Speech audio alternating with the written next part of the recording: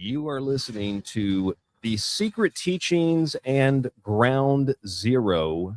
Ground Zero and The Secret Teachings, our annual Super Bowl analysis show involving commercials, the game itself, the symbolism of the teams, the pre and the post game, the context of the halftime show, and everything, along with what's going on outside of the Super Bowl, including maybe the Olympics and other things like the Grammys, etc.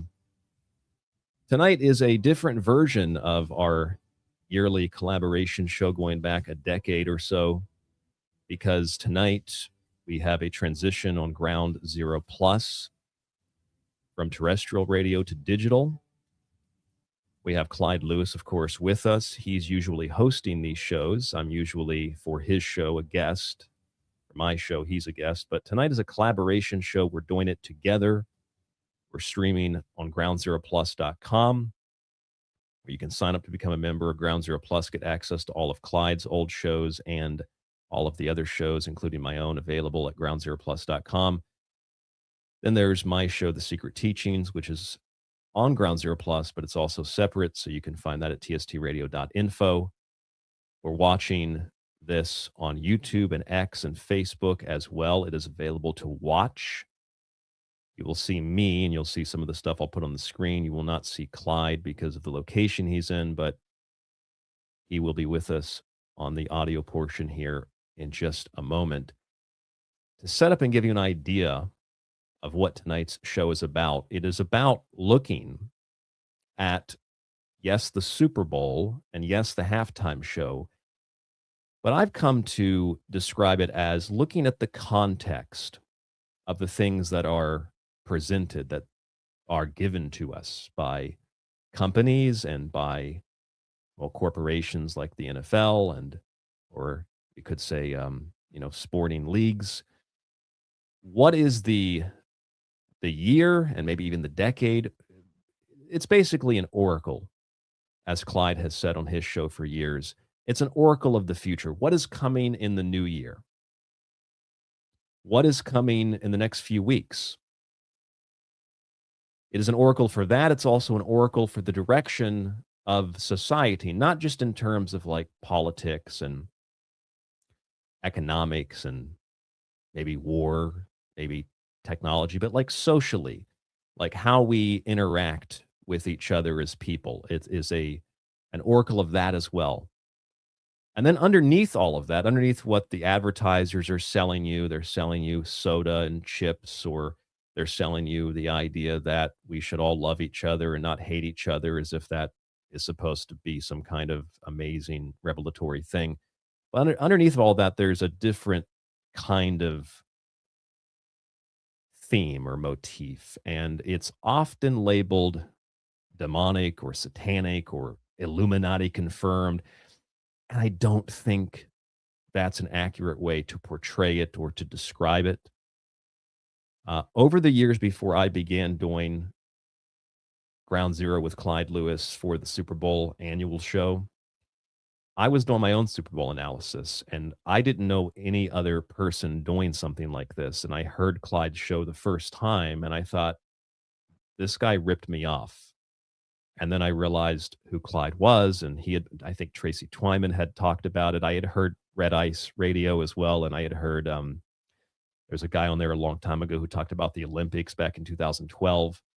But there really weren't many people talking about this type of a thing, and certainly nobody was really talking about it in any kind of, I'd say, paranoid schizophrenic way, which is really how I personally define what this stuff is nowadays. It's like paranoid schizophrenia delusion. If you heard my show, The Secret Teachings, which is a separate show from this particular one you're listening to now, I was talking about how this theme of the Olympics, people were saying it's dedicated to Baal. The Olympics aren't dedicated to Baal; they're dedicated to Zeus. And to say that the halftime show of the Super Bowl, rather, was going to be some demonic satanic ritual just kind of misses every point, not just the point. It misses every point, and it confirms your biases because you're looking through the grass and the tropical imagery of the Americas, and you're like, well, where's the demon horns and where's the fire? And where's the Illuminati at? And it's gotten really dumb. So Clyde and I tonight, I already did this on my show, but we'll do it together for our annual show here. We're going to look at all of this and more and see what we can come up with. And it's a special show tonight. There's no commercial breaks. GroundZeroPlus.com. There's a transitional period happening there, all for the better. We'll let Clyde describe all of that and give you a background and let him take over here and explain what's going on and what we're going to look at tonight. You've got my take. You've also got my 2-hour show. This is another 2-hour show. Clyde Lewis, Ground Zero, The Secret Teachings, myself, Ryan Gable, the collaboration show. Let's go to Clyde. Clyde, Good evening, everybody. How you doing? Doing good. I'm doing fantastic. I'm always excited to do these shows with you. Let me give you the floor and share with people what you think needs to be shared.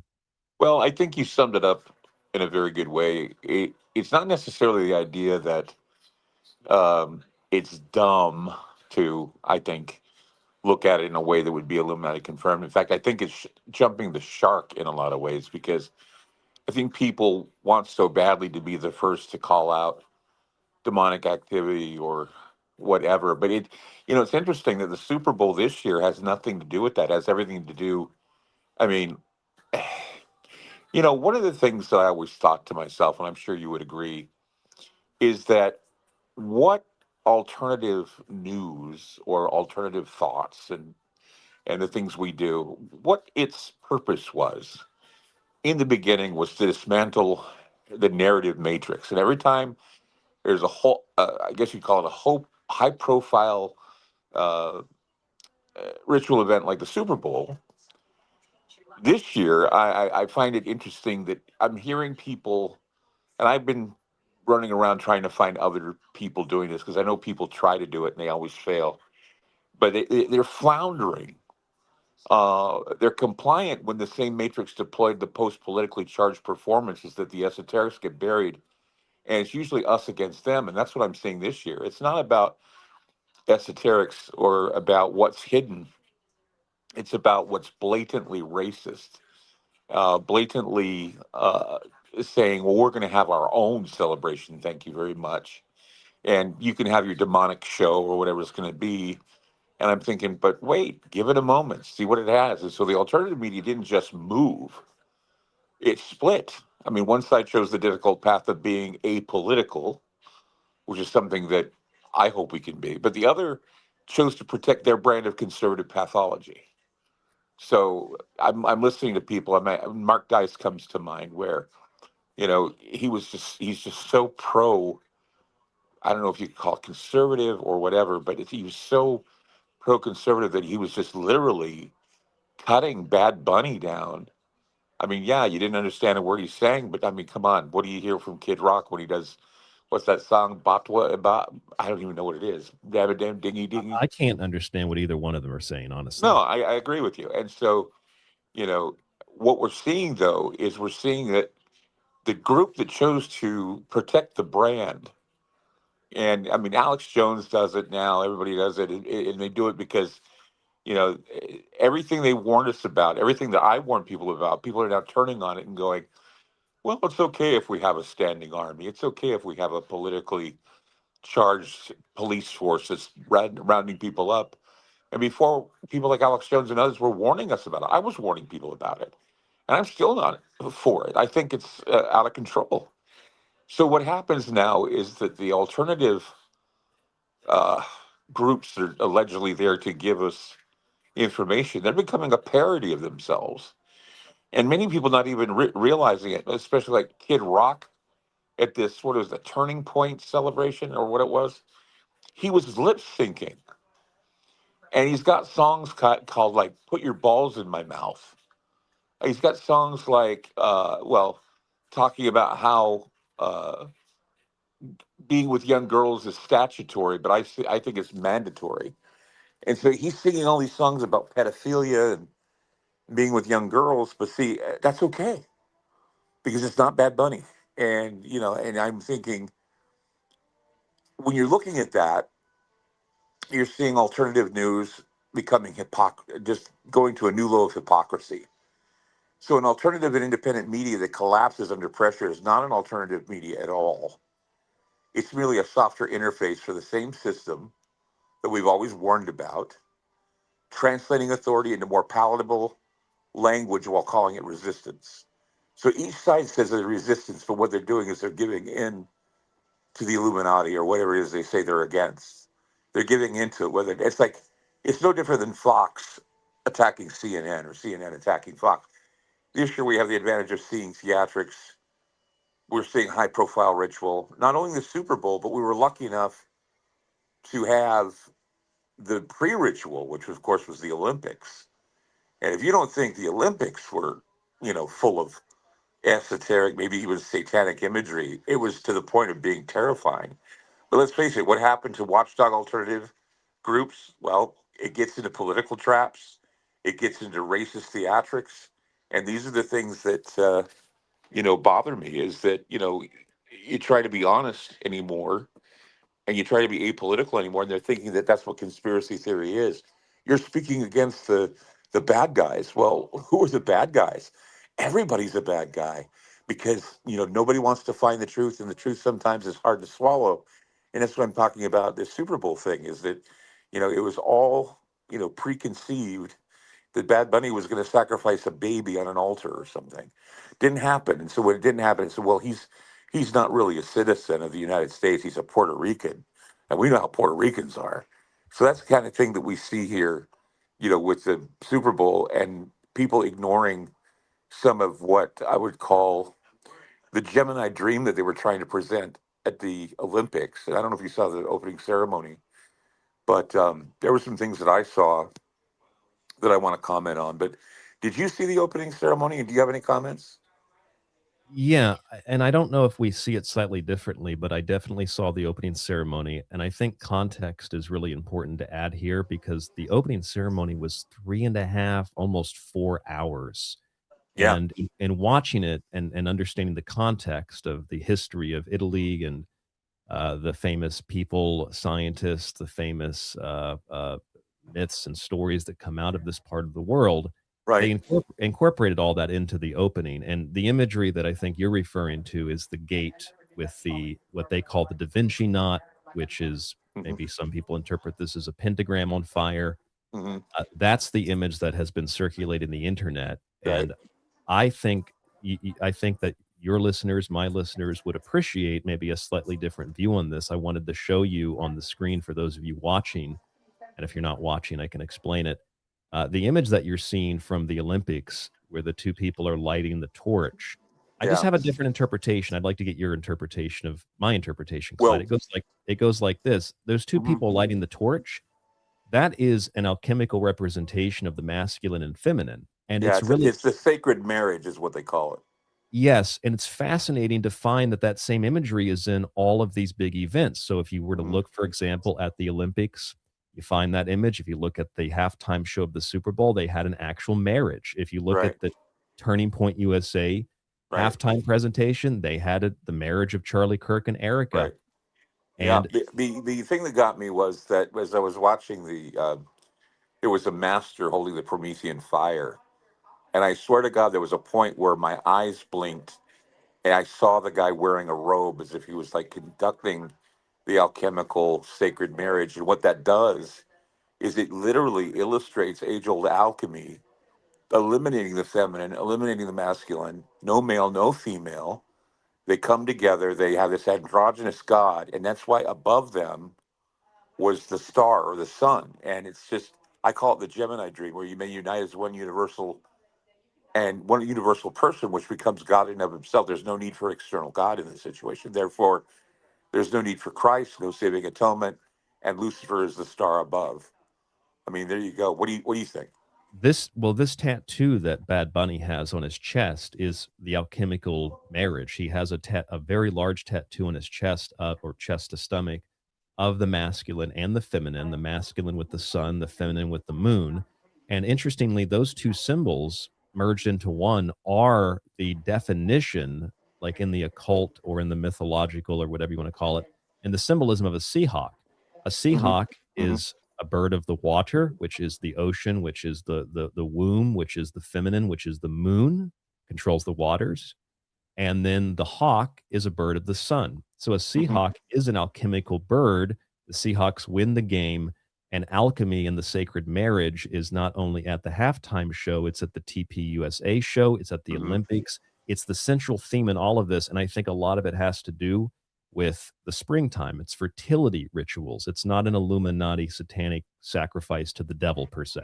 Well, did you see that Budweiser commercial? And I know I'm talking out of, I guess, out of sequence here, but the Budweiser commercial with the eagle that was being carried by the horse. Yes, I And did then see the that. horse became the flying horse or the fire horse, which, of course, is the symbol for the new lunar year. But it was the soaring eagle, same as the Seahawk, that represents the ascension of the soul.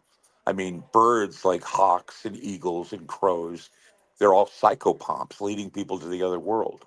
That's And right. so I was thinking to myself that what a great illustration of a psychopomp, meaning you're leaving this existence for a better existence, and you better prepare yourself for that existence because in the time of the fire horse, there will be that much transcending change that is going to happen. You better be prepared for it. In Egypt, the Ba is the symbol of the soul that moves beyond the body. And the Hmm. Ba is a half bird, half human.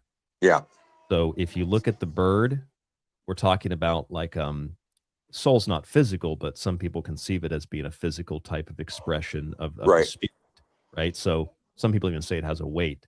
But if you look at the in Greek, if you look at the history of Greek mythology, the butterfly is the psyche, and that imagery was also present at the Olympics. They actually Hmm. did I guess you could say it was part of the opening ritual Hmm. where they had Cupid and Psyche displayed. I think that they were maybe hanging from where the ring area was. Right. Here, I have an image of it here, but you can see Psyche and you can see Uh-huh. Cupid, and so Psyche is the butterfly, and Right. the butterfly is also tattooed on the chest or in the stomach. I think it's the stomach area Of of Bad Bad Bunny. Bunny. Yeah, I know. And I wanted to also point out that there's been this, well, not necessarily at the Super Bowl, but the Olympics, of this Stargate type of uh, image where Yeah. the people that were participating in the Olympics were passing through this hole. And there was a point where there was some dancers or others that were going from hole to hole, which represented like a wormhole or a Einstein Rosen bridge going from one existence to another existence. And I'm thinking that this is also the messages that we're seeing in all the commercials that ran, and the existence goes from your existence as being a human to an existence of being an inner human or someone who is in the internet or in the AI or in the metaverse. And I was just thinking to myself, that seems to be the transformation that they're wanting to see happen. I mean, even as far down as there was a commercial for a show called Hoppers, which is a Pixar.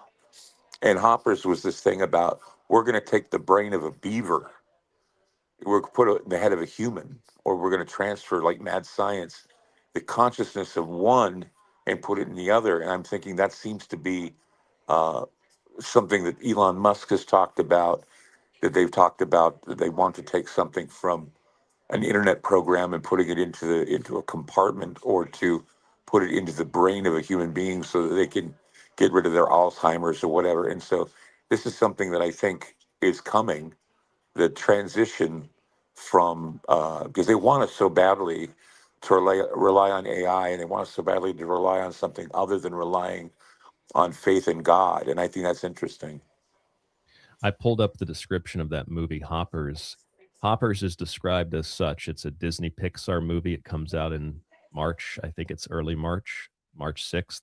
Hmm. When scientists discover a way to transform human consciousness into robotic animals, Mabel uses this is the character Mabel uses the new technology to uncover mysteries of the animal world that are beyond anything she could have ever imagined. Yeah. And you're right. That transition, those two rings at the Olympics, the two gateways, the two portals, this is something that you see all throughout both the Olympics and the Super Bowl. And it's something Hmm. that you've seen historically throughout many Super Bowl halftime shows. I want to show this on the screen for people that are viewing this, and I'll describe it for people that are listening. Here on your screen right now is the opening of the Apple halftime show, and it Oh takes yeah. you through blue and gold rings, right? And then you look at the Grammys. They employed the same imagery, the gold ring, and it Hmm. also looks like the flying disc with the Hmm. wings, which represent the spirit, Oh my the gosh, heart. I'm thinking about this too. Just imagine in literature who goes through the vortex to another world. You've got Dorothy from the Wizard of Oz, and you've got Alice in Wonderland, right? Now, who did Alice in Wonderland bump into? The White Rabbit. And what did That's the White right. Rabbit do? It showed her another world. So what we have is we have a bunny, and the bunny has been represented in many films, from Donnie Darko to yeah, Alice in Wonderland. But the bunny is also represented a uniting between two worlds. That the rabbit will show you where to go. Follow the white rabbit, like in the Matrix.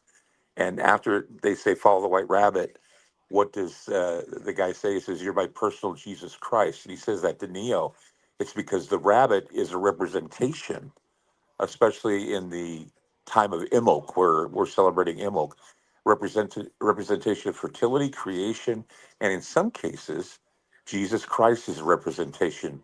The Jesus meme is also spent with the white rabbit, because the white rabbit will give you knowledge. The bad bunny is going to teach you the truth. And who is the one who told the truth to the Garden of Eden? It was Lucifer. So I mean, it's You, pretty interesting.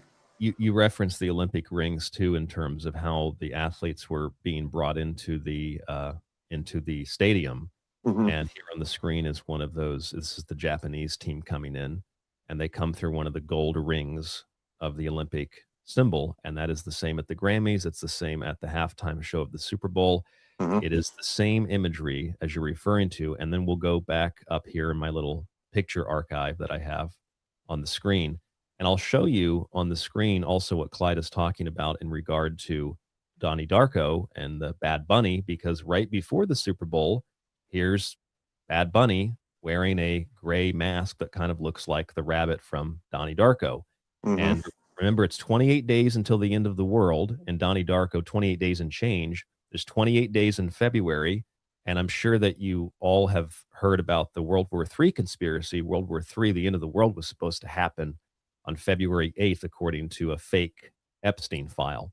Hmm. So there's a lot of weird synchronicities like that, but we can take it a step further and we can look at this promotional picture the NFL was pushing. It's like a CG image of like a player from every team. I'm Hmm. guessing mostly quarterbacks and other famous players.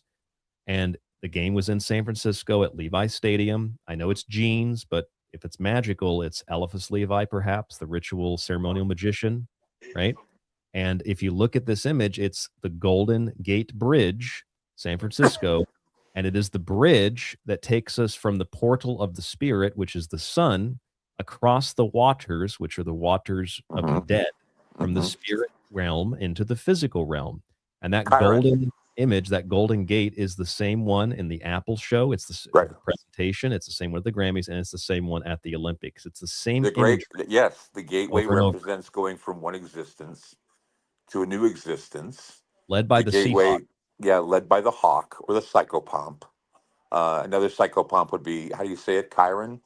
The ferryman Oh, who, Sharon, yeah, Sharon, Chiron, or yes. I say Chiron because that's what it looks like, but it's a Chiron, where the ferryman takes someone across the river Styx, which is a river to hell, and basically takes them to the other side if you pay him his coins.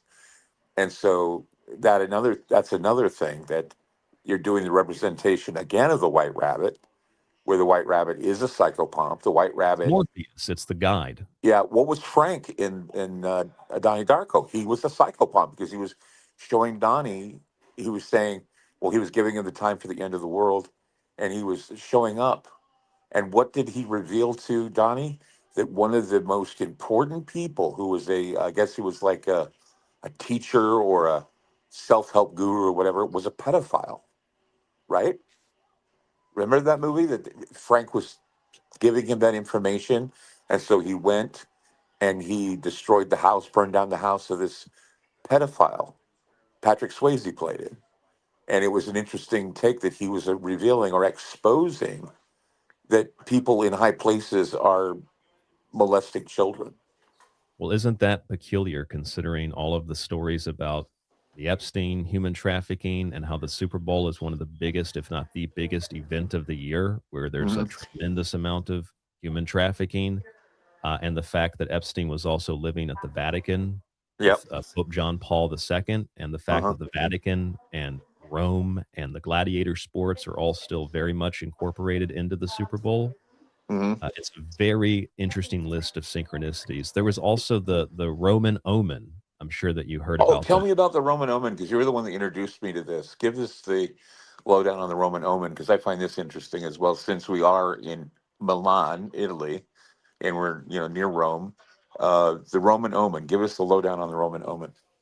Yeah, well, I want to point out that Nate, who's in the chat room with us right now, Nate is the one. I don't know if he found this, but he definitely posted this, and it was, I'm guessing, pregame before the Super Bowl began, and it is the commentators talking about how when a new pope is selected, it corresponds with the Seahawks making, and whether they win or not is irrelevant, but making the Super Bowl.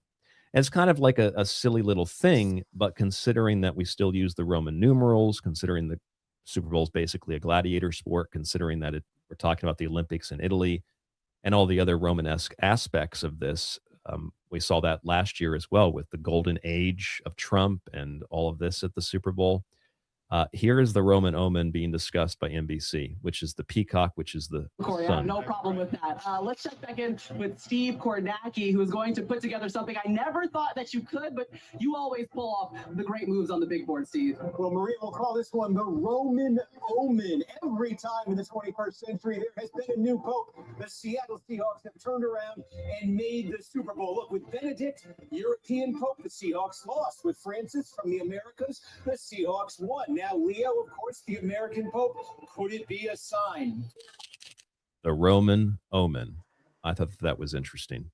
Yeah, and he actually was right about the Seahawks winning because we have an American pope, and Francis was an American pope too. Least you forget that he was from Argentina.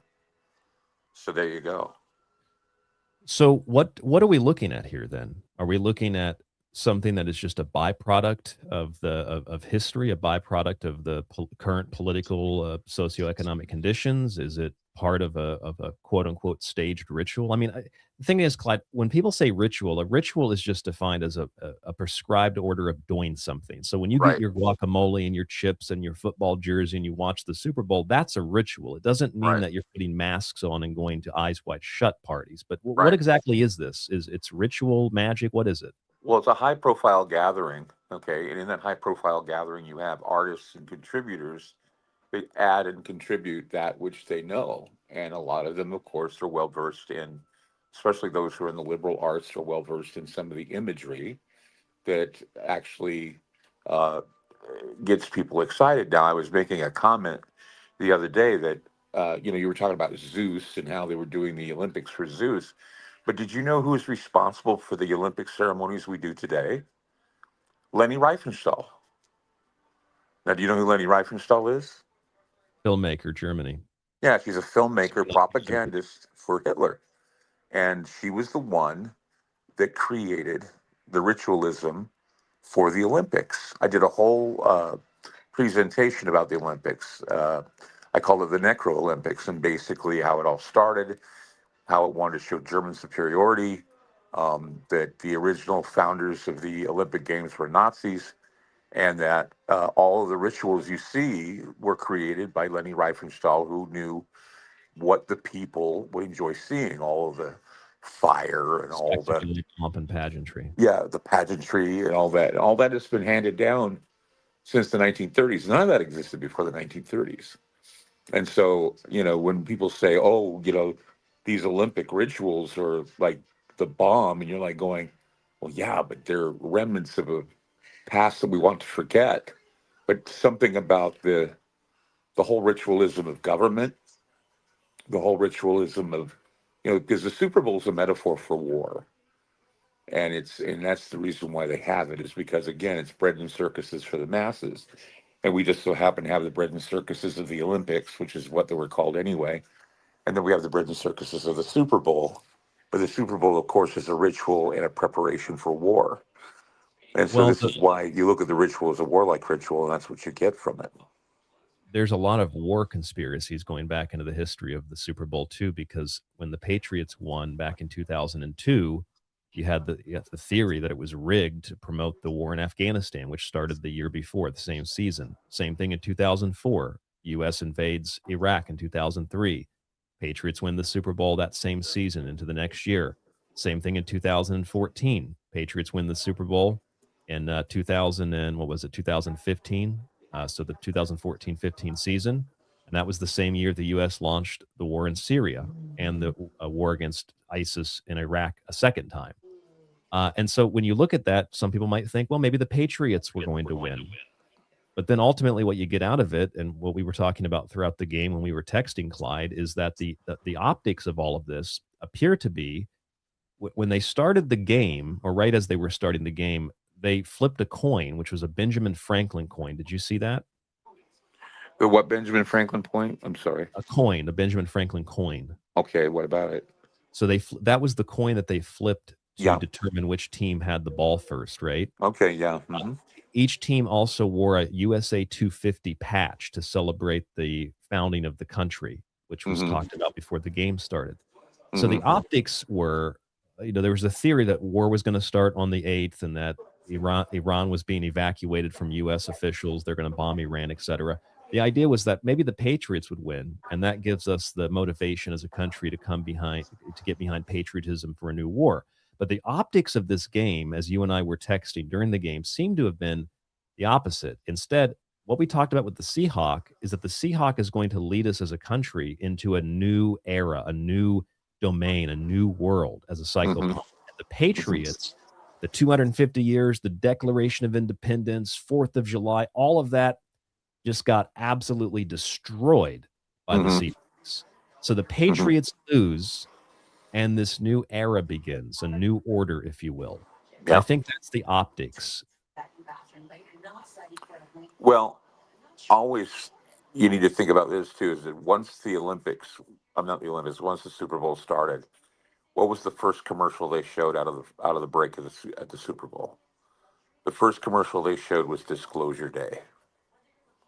And that speaks volumes, because if we get disclosure, and the movie is supposed to reflect what may be happening, then we're going to have a transition that a lot of people are going to have to be a part of. And that's the whole point, is there's going to be something abruptly pushing us into transcendence, pushing us into a new realm. And of course, it's Disclosure Day, and if you talk to a lot of alternative writers and producers and show people and podcast people, they'll tell you that they think by July we're going to know the truth about disclosure. Now, everybody's been waiting, but that's the idea. Why is Spielberg doing this disclosure show? And what the disclosure show is saying is they're among us already. People on TV shows that have glitches, that it's something that you need to pay attention to. It's pretty bizarre. Do you buy into those theories, though? I don't know if I buy into them, but, anything's possible.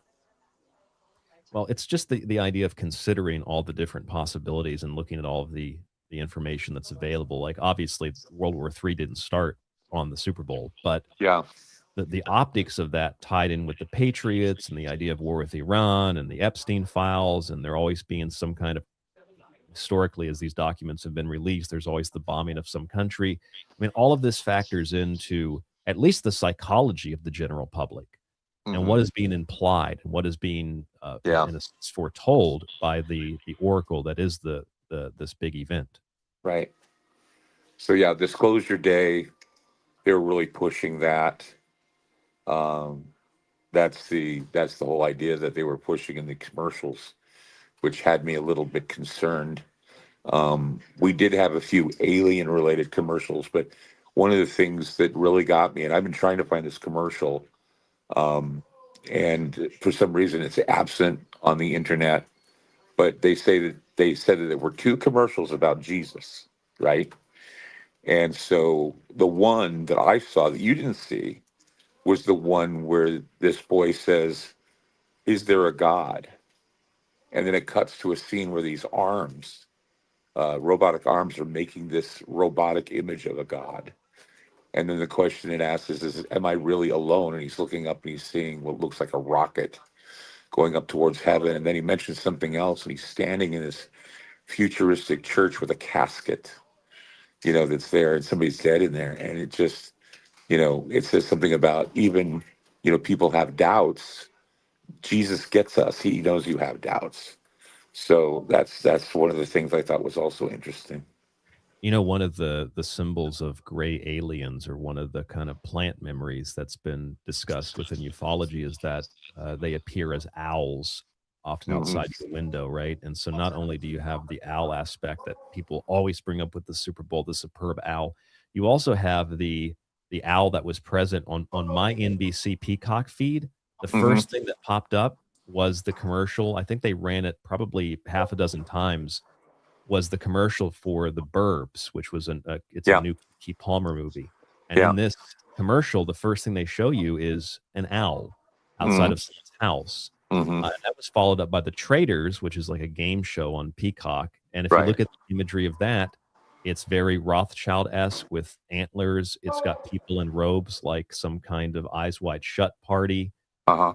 That imagery was separate from the Super Bowl itself or the halftime show of the Olympics. That imagery was pushed by NBC in both their game shows and their new movies. The imagery Well, of the also they occult had their and the comedy occult shows. rituals. They I'm had their sorry. comedy shows they were promoting, and what was their slogan? Give them the bird. Give them Oh, the I didn't bird. see that. Give them the bird. Yeah, give them the bird. That was the slogan. Like, again, back to the idea of the Seahawks, the Ascension, the Eagles, where the Eagles fly, where you fly, where you meet the psychopomps on the other side, and they just happen to be birds. And an owl is a psychopomp as well. People say that Yes. sometimes owls escort them to the other side when they die. So Well, it's certainly a very interesting metaphor. they can see through the veil. That's why they're symbols of illumination, symbols of knowledge and wisdom. That's why they're associated with the so-called Illuminati, because they have the ability to see through the darkness. They can turn Hmm. their heads fully around. Hmm. We And being smart, see, I'm not and here. and Derek is just uh, weighed in on the chat room, and he says the Burbs trailer about horrors in your neighborhood, and Scream 7 trailer about the terror comes home. That's another thing too that needs to be talked about. But the idea of there's going to be terror at your back door, and that's something that I think is interesting as well. The bird symbolism itself is, there there's always a conspiracy, Clyde, about how the Super Bowl logo predicts the teams. I don't buy this at all, because most of the teams use one or another of the base colors. Like, there's how many teams use the color red, how many teams use the color yellow, etc. But Hmm. the idea that, I mean, there's the Atlanta Falcons, there's the Seattle Seahawks, there's only a couple teams with birds, and then to have the focus on the bird, as it is itself a psychopomp. Depending on the kind of bird, it might represent something else. But like the bluebird, for example, with Twitter, it represents spirit or consciousness. That imagery mixed with the rabbit, these two things are actually part of Teutonic mythology, because in the myth, there's a bird that it's like a fertility myth. A bird is Hmm. stranded and cannot find food in the winter. So the goddess, the Teutonic goddess, comes along and transforms the bird into a rabbit. Hmm. And the rabbit lays eggs. This is where the Easter egg comes from, and it's Hmm. able to survive the winter. So Right. the rabbit and the bird are explicit symbols in more than one myth of the fertility rites and of the transitional phase, the Imbolc Hmm. period Hmm. of the year. And Hmm. this is consistent with the Super Bowl because the Super Bowl takes place around Imbil. It is a fertility ritual, and that's not satanic or demonic, but you can invert it so it becomes, quote, satanic or demonic when the focus is on ignoring God's creation and creating your own world in the image of yourself, which is what all the AI tech stuff does promote. Well, that's what that symbolism was when you were seeing those two people being handed the fire at the Olympics. Because remember, where were they standing? They were standing under the arch. Now, you've seen the Masonic Arch in like Lord of the Rings, and you've seen the Masonic Arch, in places like Masonic temples and sometimes in old architecture. So they were standing under an arch, and then they fell from that area into a labyrinth, and they were handing themselves fire, which was Promethean knowledge, saying that the knowledge is basically spread by mankind, not spread by an external God. It's all about you're going to be God. You have to take full responsibility for your actions, and that no longer are you going to have to rely on a Jesus because AI is here to save you. And that's why they ask these questions about, is there a God? Do you have doubts? Of course you do. But, and I've always had problems with these Jesus commercials because they have, they're really creepy in a way. Even the NBC logo, I sent you a picture of this. The NBC logo was even I guess you could say it was kind of like a microchip throughout the games. They kept transitioning back and forth through that. So when you mix that with the commercials, and I physically, I made a little handwritten note of all the commercials as I went through the game. And I'd say half the commercials were AI, Google Gemini, Meta, Wix AI, Codex AI, OpenAI, Copilot, Excel, Microsoft, Alexa, Salesforce, and Claude, not Clyde, but Claude was promoted pretty heavily. And Claude had a tagline, and it said, "Keep thinking," which is kind of, an inversion considering that all of these things, especially the Meta commercials, were you not thinking at all. You were just like, hey, AI, what's the temperature? Hey, AI, do the thinking for me. So you're being sold this idea that you don't have to think. And I think that separate of that, but parallel to that, is that the other long list of commercials are just basically your standard junk food commercials mixed with, we've got a pill for that, Wegovia, hers. Wegovy. Yeah. So we're so sick and thinking is hard. Let's just connect ourselves to this new system, this beast system, if you will. Right. And another thing that I think was coincidental was the sequel to Wicked was being promoted. That's Again with the Wizard of Oz motif and the Alice in Wonderland motif of moving from one world to another. And the rainbow, which of course represents the I guess the gateway to another world. It's just like been the Golden Gate Bridge. Yeah, like the Golden Gate Bridge. A rainbow is also a place where you can transcend, and that you go through it, and you're going into another world. And look at what Bad Bunny has tattooed on his stomach next to the butterfly and the it's called the rebus or the rebus, which is the two-headed figure, the masculine, feminine, and the pierced heart with the horses of 2026.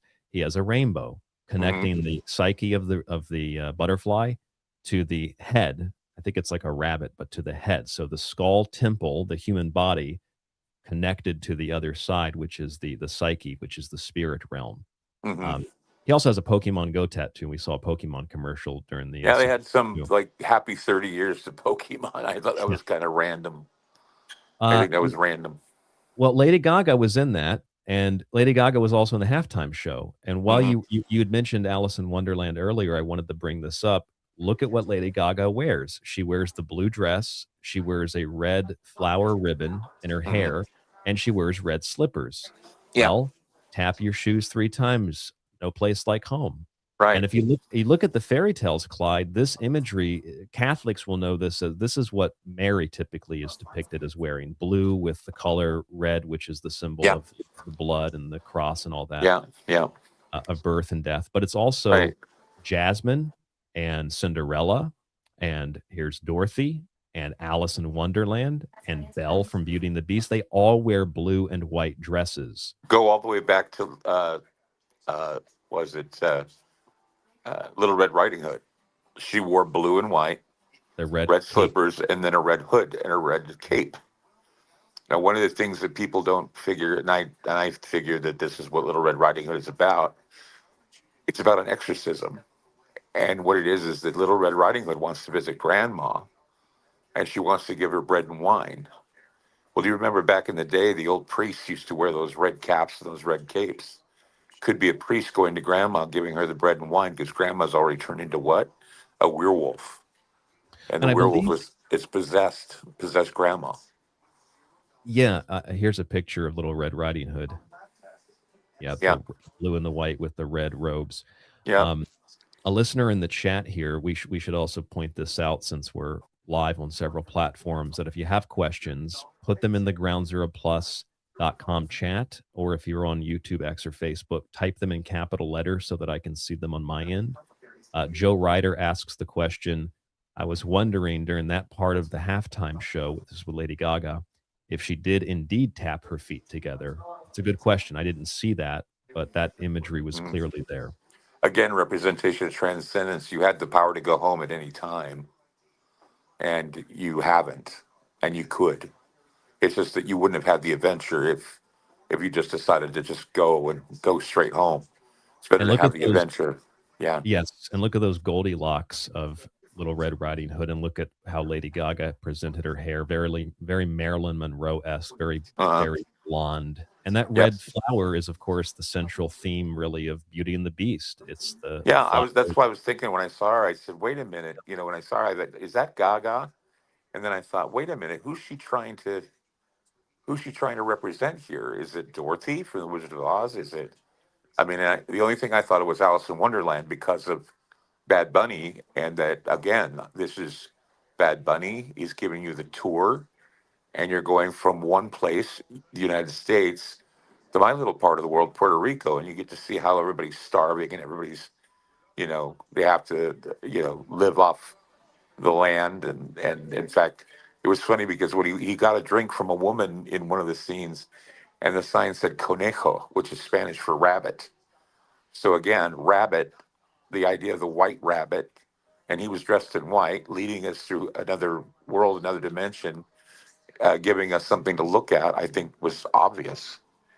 Well, and as we referenced, the symbol of the rabbit, or the rabbit as a symbol, is a fertility symbol, right? And if you look at the imagery of Beauty and the Beast, I mean, the beast is the carnal nature, and sex is the carnal act. And Belle, the music, the harmony, has to calm the beast and sacrifice the animal self in order to achieve, well, the love, achieve the connection with source, etc., to achieve that true ascendance, if you will, that true aspect of being, of recognizing that you are not physical. This is the connection that you make with God. This is what it means to be saved. This is what it means to be resurrected. Mm-hmm. And you can either take that path, which can be interpreted literally by the church, several churches, or it can be interpreted figuratively, like as an internal realization, or you can do the inverse, and you can find salvation in a perpetual physical existence, which is permanent spiritual death. Does Yeah. that make sense? Yeah. In fact, leading to, of course, they were talking about, whether or not Bad Bunny was going to be some satanic ritual. His esoterics led to actually Christ imagery. When you see the men who are on the power poles, which represented the power grids in Puerto Rico that have not even been restored yet, and people are still out of power. But what it turned into the two thieves and Bad Bunny standing what looked like a cross, because that's what those power poles looked like. It looked like those two men were Barabbas, and who was the other one? I can't remember his name. The thieves that are hanging on the cross, and then he's in the middle with his arms outstretched, looking like Jesus. Again, the representation of the white rabbit being a Jesus figure. If you look at those images too, I watched through the video 3 or 4 times. What you'll see is that there are 3 poles, 3 power poles, and there's a 4th platform pole. And the initial image that you see that comes up is that there are guys hanging off of these poles. So it shows you the 3 crosses, the 3 crucified people. But every shot as they transition through this extremely choreographed presentation is Bad Bunny standing with his arms out or thrusting. In one of them, he's thrusting with his Mhm. arms out.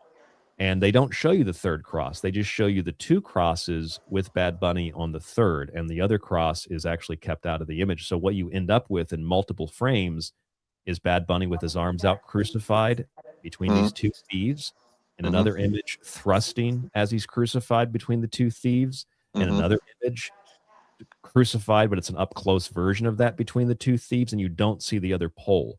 So even though No. there's three poles and then the fourth one is Bad Bunny, in all the up close images, it's just the two crosses and then Bad Bunny in the middle or off to the side. That, I mean, Right. that has to be intentional imagery that is selected. I Yeah. don't think that's an accident.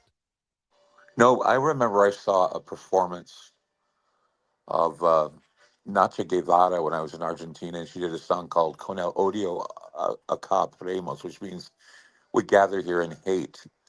And she's standing there singing the song, and she gets all worked up, sounding very hateful. And it casts a shadow of her standing there, and her shadow looks like the cross, Mm. and Jesus there writhing on the cross. And it's just really peculiar that imagery. I mean, it's a very, you know, Catholic image of him, you know, being the crucified Jesus and the two guys on the poles. So, you know, there you have religious symbolism rather than satanic symbolism, although people will say, well, he's got a lifestyle that's this, and this. So what he's really doing is mocking Christ. Well, you know, you don't know the intent. This image here that you see on your screen, and if you can't see it, I'll describe it to you. It is a very colorful image of Super Bowl 50. And Super Bowl 50 was played, I think they called it the Golden Game, in, I believe it was San Francisco. And if you look at the stage, the centerpiece of the presentation, it looks like flowers. So it's fertility, it's spring, but in the center is a golden cross. And remember, Coldplay, who performed, he gets up on the golden cross and he does the same exact, wearing white, the same exact gesture. And I think he was also flanked by two people in black. So they had the same imagery of the crucifixion with the people on both sides, the two thieves crucified. So this was at the Golden Game 10 years ago, and it's the same imagery being utilized for Super Bowl 60. And that, again, from the white imagery, the white Bad Bunny, which is the white rabbit crucified between two thieves, fertility rituals, to the spring ritual back in Super Bowl 50, where it's a golden cross and Coldplay basically is crucified on the golden cross. It's the same imagery 10 years apart, the same exact symbols, the same exact intended meaning, I think. I'm just wondering how that plays into the message, unless it's, of course, the symbolism of what it is, because the whole thing was about we shouldn't hate, we Yeah. should learn to love each other, and that the whole crucifixion and atonement was about, you know, a man lays down his life for his friends or for his children, and that's always been the symbol of Jesus. One thing I thought was very interesting in a dichotomy is you have a guy from Puerto Rico performing, and of course we didn't understand a word he sang. If he didn't speak Spanish, even I speak Spanish, I didn't hear a lot of things he sang or knew, you know, the words. I mean, a lot of them were about, you know, being a macho, you know, machismo, which is something that is part of the Latino culture. But one of the things I noticed, though, is out of all of the anger and the speculation and everything, the only band that came off looking, I could say, asinine because of their anti-American stance was an American band called Green Day, you know? And what are they? They were trying to be, you know, they've been trying to be the Sex Pistols for I don't know how long. And they're thinking that saying idiot, I mean, I like American Idiot. I like that song, but I'm just saying that trying to be, don't want to answer the MAGA agenda and changing it because they think they're cute. Again, it's jumping the shark. It just seems to me that all of this is getting to the point where it's exhausting because it doesn't matter how much you dig and it doesn't matter how much you hate or how much you get angry. It's just making it worse. And it's making them go further and further into this abyss. Well, it's kind of funny too that Green Day, I mean, what is Green Day? Green Day is the day of the green god. It's the transitional period. It's the spring. It's the vegetation.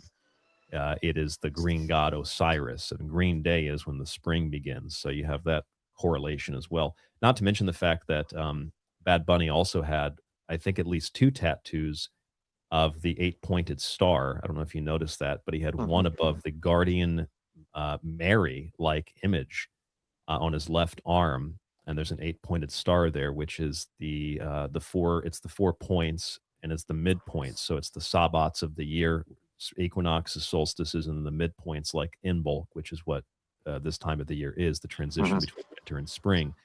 So he has that tattooed on his body as well. And the imagery of the 8-pointed star, we might refer to that as the Star of Ishtar, but it's really the guiding star. It's the pathway of Buddha, or the pathway of Christ. Or So the you get sun.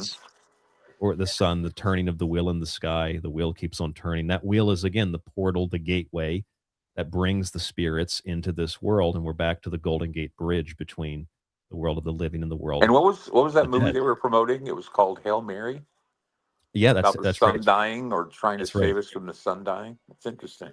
Yep.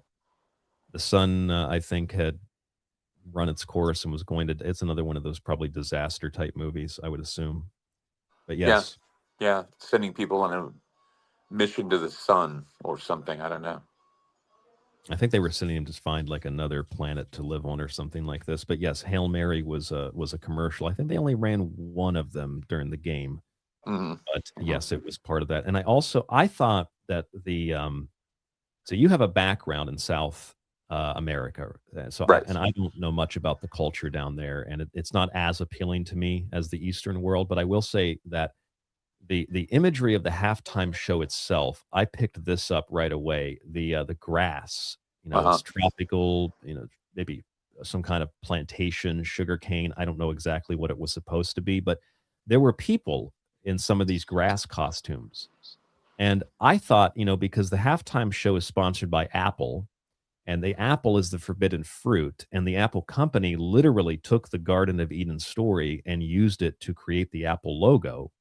So I got the impression that we're looking here at the Golden Gate Bridge, if you will, from the sun from one world to the other. We're looking at humans as grass, and in the esoteric lore, humans were grass. They were plants in the Garden of Eden. And that's where the central nervous system developed out of. It looks like a plant, right? So you have the element, mineral, plant, animal, human, demigod, and God, the 7 different levels of consciousness in the Rosicrucian and esoteric lore. Right. So you have this idea of the plant body. But overall, my point is, it kind of gave me the impression of a garden. So you have a garden sponsored by the Apple, and it's on one side of the Golden Gate Bridge, which separates this world from the other world. Right. It appears to me that there might be a Garden of Eden motif present here as well. I don't know if you picked that up, but that's kind of an impression that I got. Well, again, it's the white rabbit in the garden, showing you a new world, And or a world fertility that too, you're right? unaware of. Be fruitful and multiply. Yeah, yeah. But it's like there's a world you've never even. I mean, you think you know Puerto Rico, but you don't know Puerto Rico, and so the whole thing was a Puerto Rican memory or Puerto Rican metaphor, and it was just to represent. I mean, you look at all the people that participated, except for Gaga, who was not Puerto Rican, but you got Ricky Martin, who was in there, and a few other people performing. And and another thing too is that I don't buy this nonsense that because he's Latino, it was a smirch it was a smirk or a smirch besmirchment on the Super Bowl, because we had Jennifer Lopez and Shakira, and they had performed before on the Super Bowl. So this nonsense about how this foreigner, which he wasn't, he was from Puerto Rico. I just shake my head and go, this is the most hypocritical, if not blatantly racist thing, especially even having your own little presentation, the turning point presentation. I mean, Erica Kirk on a pole, that's what I'm thinking. But it's just the idea that why did we need that? And the same thing as to why do we need a black national anthem? I mean, what do we need a black coin toss too? I mean, should we like have a We coin probably should toss have to the blacks? We should probably have segregated bathrooms. That seems to be the best Oh way yeah, to handle it. whites only football game, whites only. It's like blacks only. I just don't get it. I mean, the idea that we have to have a black national anthem or we don't play, or it's like, okay, let's have a black coin toss. Let's have no, we don't, and that's the thing. I don't get it. I don't know how far they can push these issues but they're just exhausting. And I mean, just the idea that we have to do this and we have to do that. We don't have to do anything. And why don't we enjoy other people's cultures? Why is it that we're saying, well, the white culture needs to survive? Well, what is the white culture? I mean, what do That's a we, great question. yeah, I mean, please identify what the white culture is. I'd like to know what that is. Are we talking Indo-European? And if so, what, let's bring back lederhosen and beer and pretzels, or what is it that you want? And that's another thing too that I argue about is that I don't think Americans, or at least some Americans, don't realize how much the Latino culture influences our culture. It's done so from the very beginning because you can't go. I mean, tell me how many Mexican restaurants there are in Japan. Can you count one? There's a handful, but not many. Is there really? Yeah, there's a couple. There's a couple, but they're not. They like Indian food and Italian food more so. So they do have Mexican food in Japan. Yeah, but it's not easy to find. Yeah. There's a handful, but not well, much. like in Argentina, they said there was a Mexican Tex-Mex restaurant there, and when I said I'd like a burrito, they gave me an empanada. It wasn't even a burrito. They try to fake it, but they can't make it. Well, it's like sushi in the U.S. It's not real sushi. It's not real sushi. Well, it's just the idea that, as much as they try, Mexican culture doesn't get anywhere near Europe. And, we have Taco Bells on every corner. Not that Taco Bell is special cuisine by any stretch of the imagination, but you wouldn't see a Taco Bell in anywhere like in Argentina or someplace. You just wouldn't see it. And that's because that's the culture. Our culture is used to that type of food. Yes. Well, see, that's the whole issue I have with this idea of love. And the only solution to hate is love. And you got to love, love, love. But like, what does that even mean? Because if you take the word love and you invert it, you get evil. And that's the impression that I get from the political motivations behind the people that push all this love, love, love. It's kind of like the UFO New Age community folks that say love and light, love and light. Like, it doesn't mean anything. When Bad Bunny has this sign that says the only thing more powerful than hate is love, like, personally, I thought it was a good performance at the halftime show, Clyde. I don't particularly like the music, and I don't particularly identify with the culture, but I'm interested to learn about it, and I thought that it was good for that reason. Otherwise, though, like, I would prefer to listen to something else. Does that make me a bigot? No, it's preference. No. Well, I know, but that's the whole thing is you were able to watch it, and you liked it, just like I liked it. I liked it too. There's nothing I can say that I didn't like about it. But just have people just come right out and say, it's sad. And they're saying, I didn't understand a word it was. And of course you didn't. It's in Spanish. Duh. And it's another culture. Duh. And, what's wrong with learning about other cultures? And he was from Puerto Rico. Yeah, okay. People say, well, he's not really an American. He's kind of an American. No, he's in love with America. He is because he mentioned all the American countries at the end of his little dance. And they have an American flag there, too. It wasn't like they didn't have that included. It was at the front of the line, I think. Yeah. I didn't see a Mexican flag. I was looking for one, but I didn't see it. I just saw a Puerto Rican flag and an American flag. And if we're not proud of our territories, if we're not proud of Puerto Rico because they're part of the United States in some way, and we don't have a guy bad mouthing, like I said, the only bad mouthing of America was done by an American rock band. It wasn't even done by Bad Bunny at all.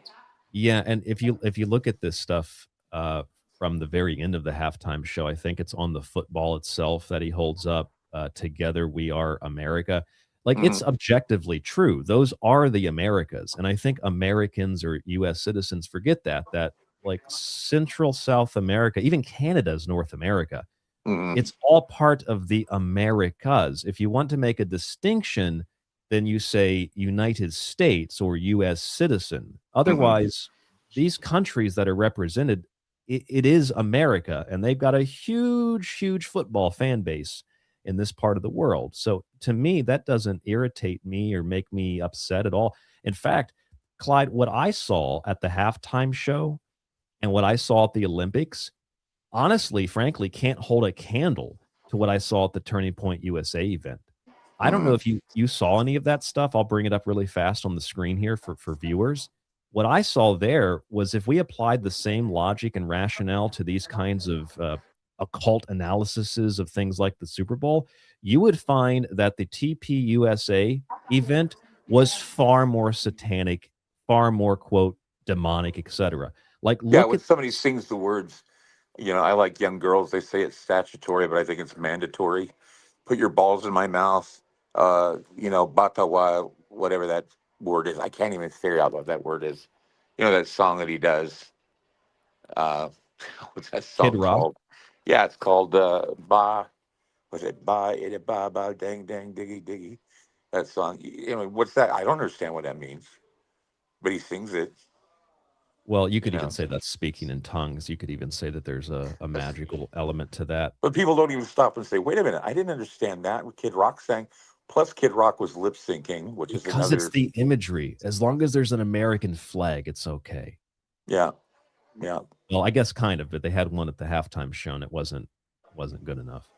yeah. This is a perfect example of the alternative breaking of the matrix, jumping the shark. They're not breaking the matrix and fooling anybody. They're now using it as, well, listen to our message because our message is right, and we don't care if it's racist or not. We're going to push it.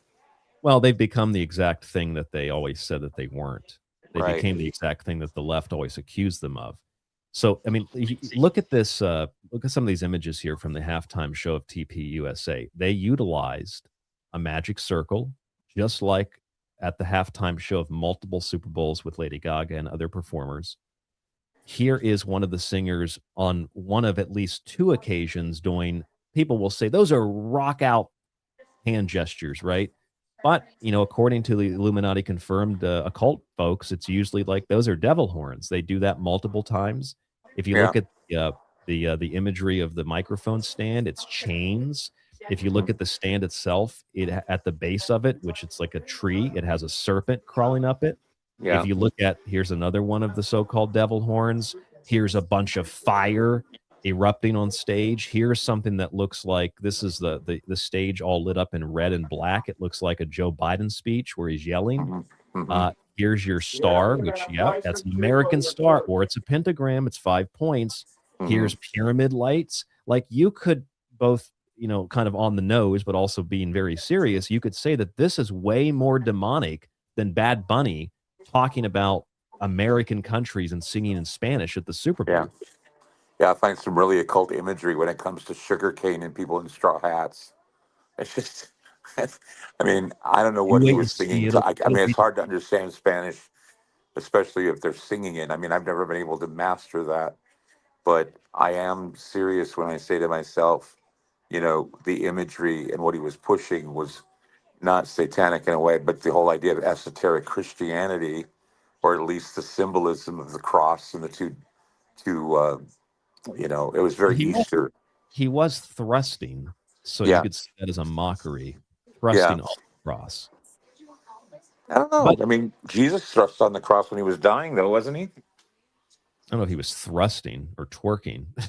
Oh, I don't know, twerking. He Yeah, was Jesus moving. twerked. No, he swept. No, he didn't sweep. He wept.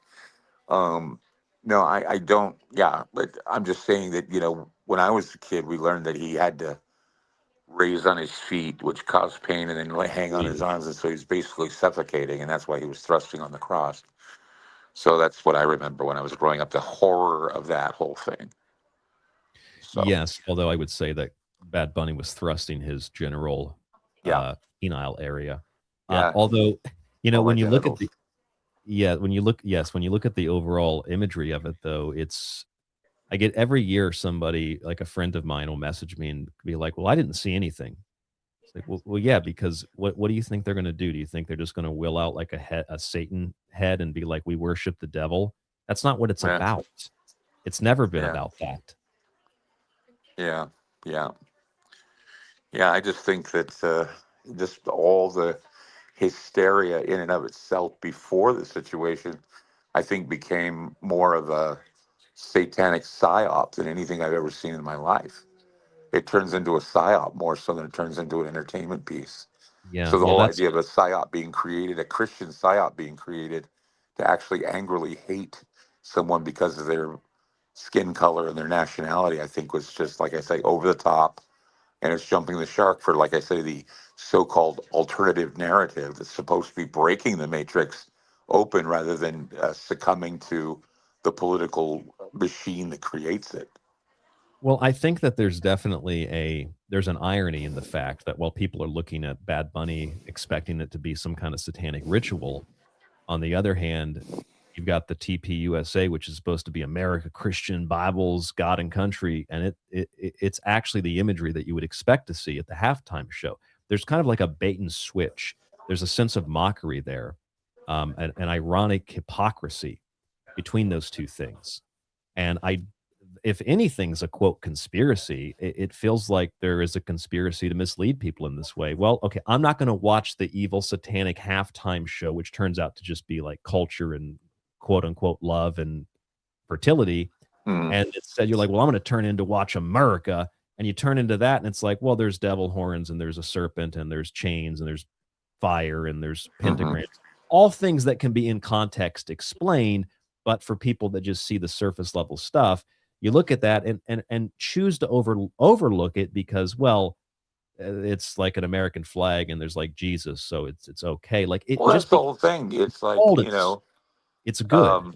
It's like John Lennon said that the Beatles were bigger than Christ, but I think he knew the difference. It's like when you look at Kiss and when they performed, as though they were like demons, but I think they knew the difference. And anymore, I'm wondering if these guys know the difference. I mean, I'm beginning to wonder if they do. Because they decide to put it all together and say, look at this, we're better because politically we can be demons and no one will care. And we can cheat, we can go in and be on the Epstein files and no one will care. And it's like, yeah, now it's like, okay, the Epstein files have been released and now they just don't seem to care. And it's like, well, so what if I'm on there? So what if they talk about me? It's just ugly. Now they're saying, so what? It's like it didn't even happen. Well, since so much of this is an inversion, if you look back at that, the Golden Game, the Super Bowl 50 I mentioned, and you see how they have in the stadium, I believe in love. And then you fast forward to Super Bowl 60 and it says the only thing more powerful than hate is love.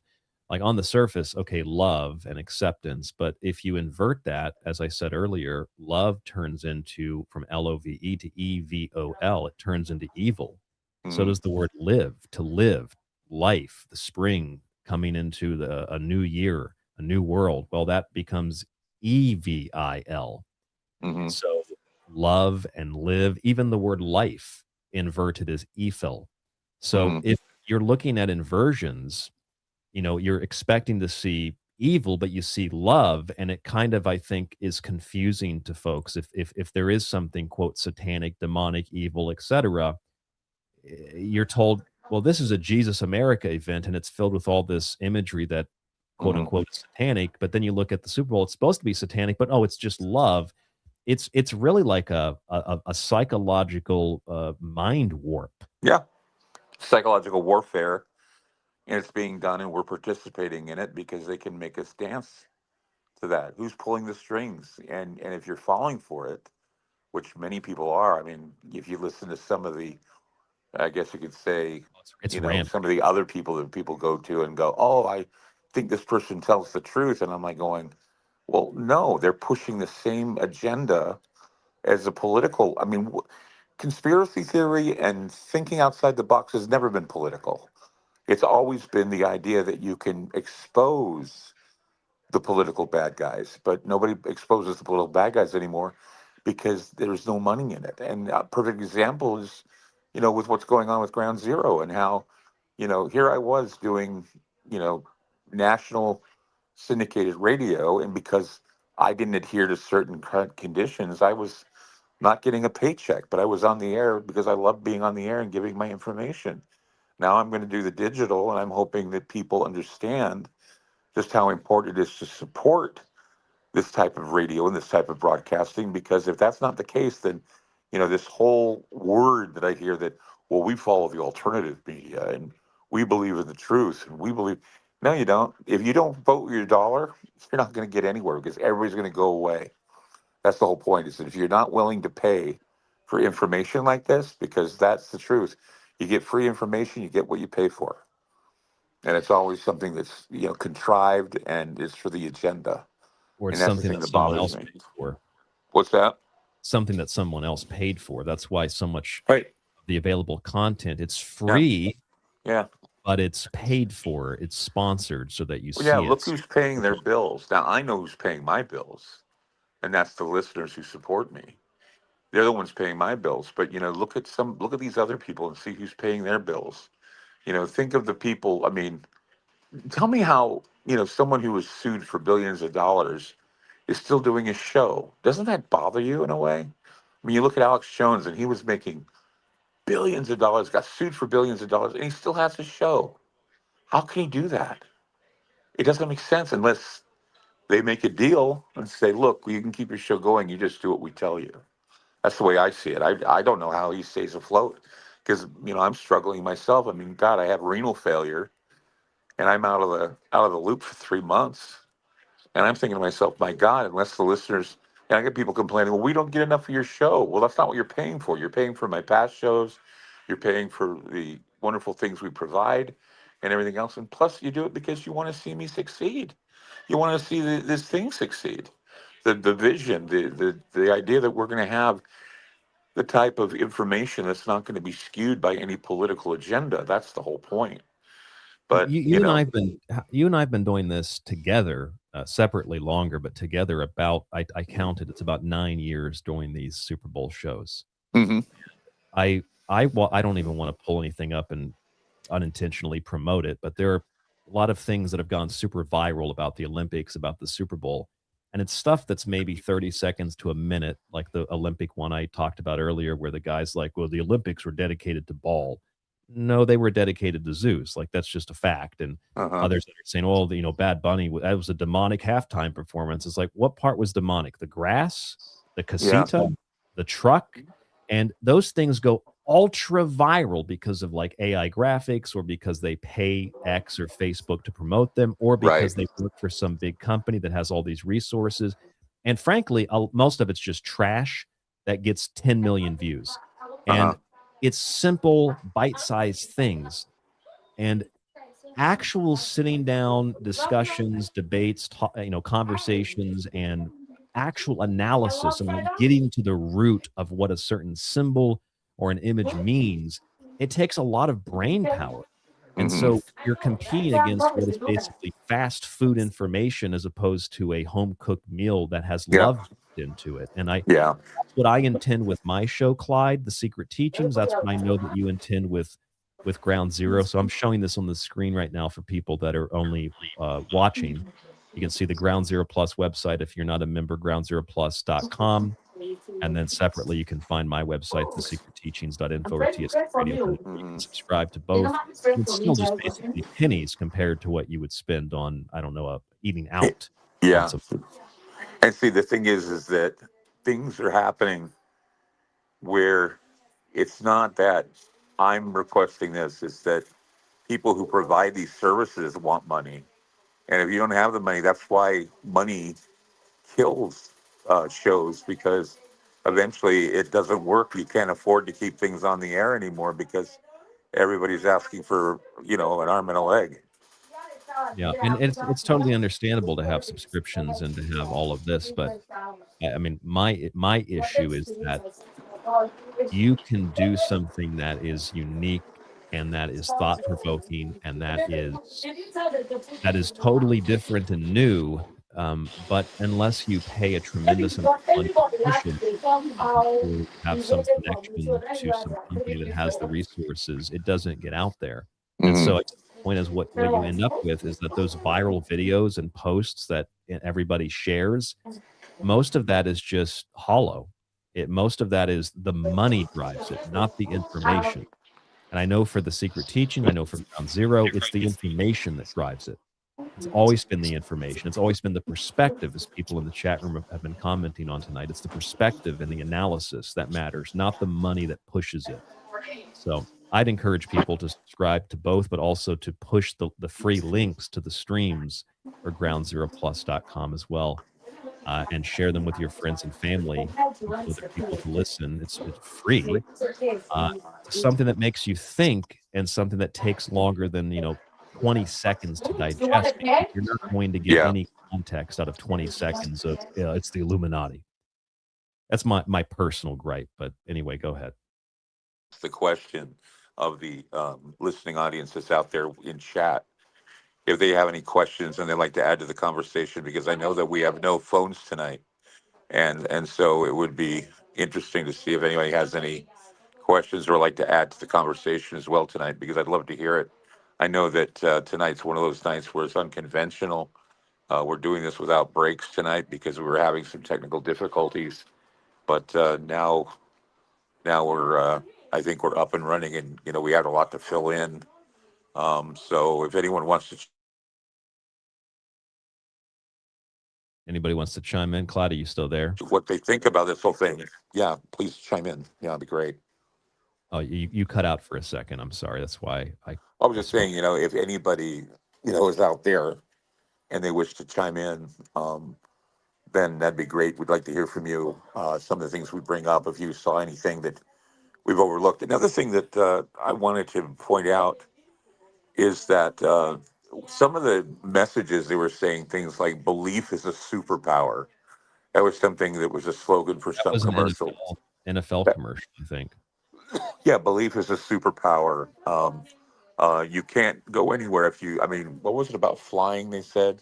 Can't remember it exactly, but it was something about how you can't go anywhere if you can't fly. And so people were basically encouraged to ascend, start believing in yourself and ascending. So that's, interesting as well. Well, that all ties back into the symbolism of the Seahawk and the psychopomp and the transition between worlds and the gates and all of that, which also maybe ties back into the cultural phenomena that is Stranger Things and the pushing of gates and wormholes and portals and all of that in the mind of the general public. Yeah. If anybody wants to send a message, please type it in all capital letters in the chat, or in the Ground Zero chat, or the other chat we have for the video links. And I got a lot of background noise by Clyde, so I'm going to a second. You got a lot of what? A lot of background noise, people talking. Yeah, there's the nurses. They're talking to my roommate because he needs some work done, and so they talk to him loudly because they can't hear. So, I didn't know that was going to happen. I'm sorry about that. No, it's okay. I was just going to bring your mic down for a second, but since you explained it, it's okay. Yeah, okay. So there's nothing we can do about that having Clyde on the show tonight. So how do you feel about the overemphasis on disclosure and the idea that people are concerned about disclosure? Because of the idea that, this movie is coming out. People are like really intrigued and are kind of, worried. I've heard so many things as I, buzz around to the different podcasts about, there's a speech that's already been written that Trump is about to tell the world, and it will take us completely, away from the Epstein files. The Epstein files are here. Or the distraction will be the alien thing. What are your thoughts on that? Well, the idea of disclosure, I've always argued, is something that's I think it's already been disclosed. If you read a lot of government files, military files, I don't think that we necessarily need an official acknowledgement. I think a lot of the Trump's going to disclose stuff started because of a Joe Rogan interview with the guy that did one of the recent disclosure documentaries.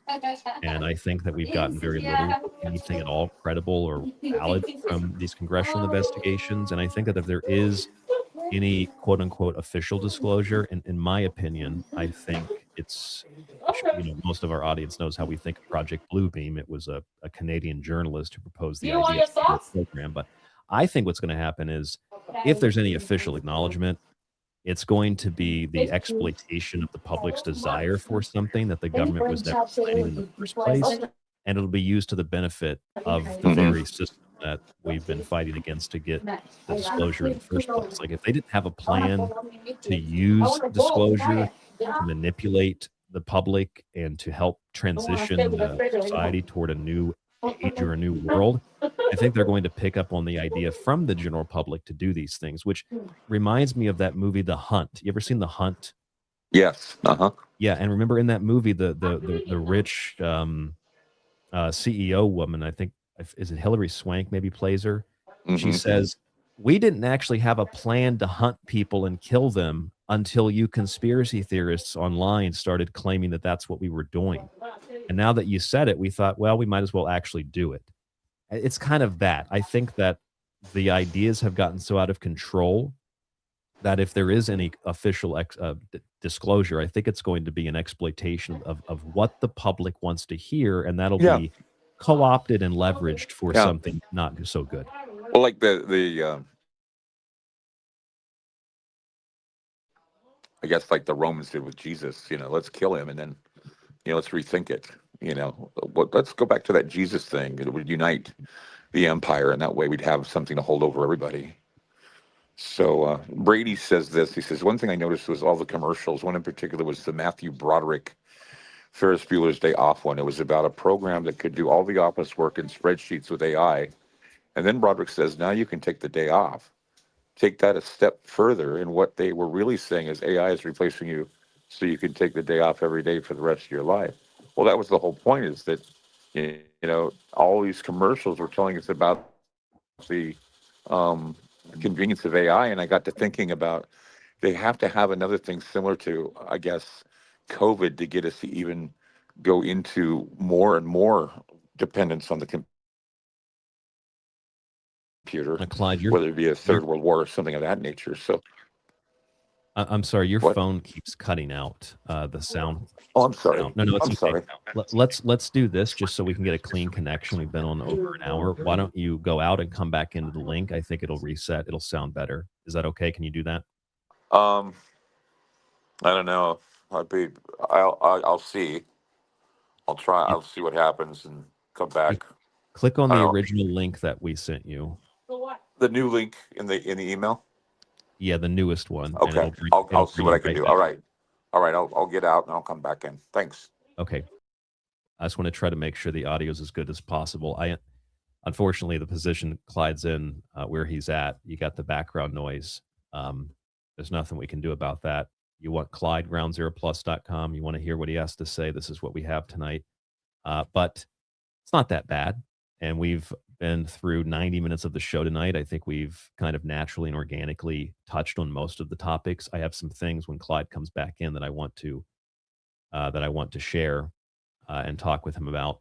I will say that if you want to get into the for listeners at groundzeroplus.com, since these are people that have paid for subscriptions and we can trust these people as callers, I put the link for this stream into groundzeroplus.com. So if you want to call in, you'll need to click that link. You won't be able to make a phone call, but if you click the link, groundzeroplus.com, what you'll be able to do is you'll be able to, I don't think anybody probably has the app, but you just open up Safari or whatever the platform is on your phone or your computer. You don't have to sign up or pay anything. You just click the link. It'll make a little noise on my end. It'll go like, bing. It'll show me you're in the chat, and I can pull you into the show, and you can ask us questions, or you can provide your commentary tonight on the show. I will send you the link again in the chat right now so it keeps popping up. And if maybe Chris or Ron or Rich or somebody can push that and see if anybody wants to jump on. And also if someone wants to maybe message with Clyde and see if we can get Clyde back on here sooner than later, then that would be very, very helpful. Also, my show, The Secret Teachings, you can find that in the archive. It's already posted for tonight, and it will also be on YouTube for just the Super Bowl show. Let me see. I don't know if Clyde went out and came back in. Clyde, are you still there? I'm in. How are you? Did you go out and come back in? I didn't make any noise. I think I did, yes. I'm not sure. This is kind of a new thing for me. So, yeah, it's quiet now. It'll be quiet for a while. Okay, so I wanted to share something else with you. I wanted to show you this. I'm going to share my screen here. And I've also put out the link to Ground Zero Plus subscribers so they can jump in here and actually talk with you on the show tonight, if anybody wants to do that. I wanted to show you this, though. I don't know if you caught this. I had sent you the article from NBC News. A fan portal was opened up between Boston and Seattle. Did you read about that? Yeah. I don't know if you caught this, But during the halftime show, there was a brief moment at the 1815, 1814 mark of the countdown for until the second part of the game started. And they showed with the background sky, it kind of looked like a portal opened up in the sky. I don't know if you can see that well on your phone. Yeah, I can see it. It looks like a portal opened up in the sky, and there's a frog coming through the portal. And it kind of reminded me of the show we did on Keck and the Ogdode. Yogdog. Right? And the other realm, the other side. And that mixed with the fact that they opened a digital portal between the cities that were playing, Boston, Seattle, and the imagery we've already seen with the golden rings at the Olympics and the golden rings at the Grammys and the opening of the Apple, the golden ring of the Apple, and the NFL's own promotion with the Golden Gate Bridge and the circle. Just another element to add into this is the frog and the gateway in the sky. If you have any comments on that or the other portal that was opened up, please go ahead. Well, I mean, remember we were talking about one of the Ogdo's, the frog gods, and the idea that, they're talked about. I think it was Dr. Heldor that brought that up in a seance. So, yeah, and there's the frog sitting there. I don't know what they meant by bringing that up like that. But, I mean, again, I mean, were they trying to, Keck? Were they trying to do the Keck thing again? I mean, are we like going to watch this Keck stuff? So I was just curious if that's what that meant. Keck comes from the realm of, you would probably refer to it more commonly as the void. And it's the place where light comes from. So it's like the idea of geometry and the creation of the world. There's this just infinite, vast nothingness, or everythingness, if you will. And light comes out of that. So God said, "Let there be light." It's a thought, like a light bulb turning on. Right. So this is light coming through the darkness of the winter, if we're looking at it from a fertility point of view, or maybe it has some relevancy to what we're discussing in regard to the symbolism of the halftime show with the marriage ceremony. I didn't catch the marriage ceremony, but I heard there was a marriage ceremony that was conducted at the Super Bowl as well. Yeah, I don't know if that was. I don't think it was real. Maybe it was, but it was at least symbolic. And again, you saw that at TPUSA and at the opening of the Olympics as well. There's also one more thing I wanted to share with you, and then we can go to the calls / the chats. There's an image here. You can see that on your phone. And for the people not watching this, there's a part of the opening where Bad Bunny, or not the opening, but I guess the opening part of the halftime show, where Bad Bunny's on the roof of this little casita, and the roof has this very distinct gold outline. So it's a very distinct gold square. And there are 6 dancers around him, and they represent, in my assessment, they represent the 6 points of the hexagram. And although there's 6 points, the hexagram is comprised of 2 triangles, one inverted, and then they're merged into each other. It creates in 3D, 3 dimensions, what is called the Merkaba. But the hexagram is the symbol of the 4 elements. And if you try to they call it squaring the hexagram, what you get is the 4 elements in the side of the physical world. And the hexagram is the union of opposites. In other words, the hexagram is the sacred marriage. Sacred marriage again. Yeah. Was there a physical marriage? There was a symbolic marriage on top of the building above all of the other stuff. Again, cannot be a coincidence, I don't think. So they're promoting the idea of androgyny. They're promoting the idea of, the idea that we don't need an external God. We can be ourselves, what we want to be, and we can mess with the brain. We can mess with the body. We can mess with anything to become more part of the Gemini dream, or more part of the idea that we go from separate entities to one entity, like going back to the garden, if you will. Which, again, that symbolism was definitely there. I mean, that's the impression I got, the symbolism of the garden and the apple as well. Let's go to, there's a few people in here who do not have devices connected, so make sure your microphone is on or your phone's not muted or something like that. Let's go to Derek Murphy. We have Derek. Hey, Derek. Hey, buddy. What's going on, you guys? Can you hear me? It's good to have you on. Sounds great. How you doing, Clyde? Good to hear your voice. voice. Man. Thank you. Good to hear you. Nice. Glad feeling better. Yeah, so awesome show, you guys. Great stuff. Super Bowl time. What do you got? Yeah, I had to work during the game. But this year they had the game on Peacock, which was nice. So I got to kind of casually glance and listen while I was talking and stuff. But I got one sync. I'm not really sure necessarily what it means in the deeper context of everything, but just I thought it was kind of interesting. During the Olympics. So Ryan, you mentioned that Cupid and Psyche thing, like when during the performance when the dancers had like one of them had the wings on, they were running around and stuff. It's based on a painting called the Abduction of Psyche, where she's taken to another realm. So it ties into the idea of like being taken by entities to other realms, Clyde, that you're talking about. But Yeah. primarily it's called the Abduction of Psyche. And the big Olympics narrative that Kevin talked about, like every hour, was the abduction and ransom of Nancy Guthrie. And so that was kind of weird about an abduction. And then I just looked up, I just wanted to see what her daughter, what Sydney Guthrie, had ever like been in any movies or any kind of synchronistic appearances in anything. She'd acted in one thing, and it was Now You See Me Too, like the magic movie. But the plot of it is their loved ones, these magicians, their loved ones are taken from them. They're abducted, and they're made to like do things in order to get their family back and stuff. So there's kind of three weird abduction, kind of stealing your loved ones, kind of tangentially with merging to another realm thing happening with that.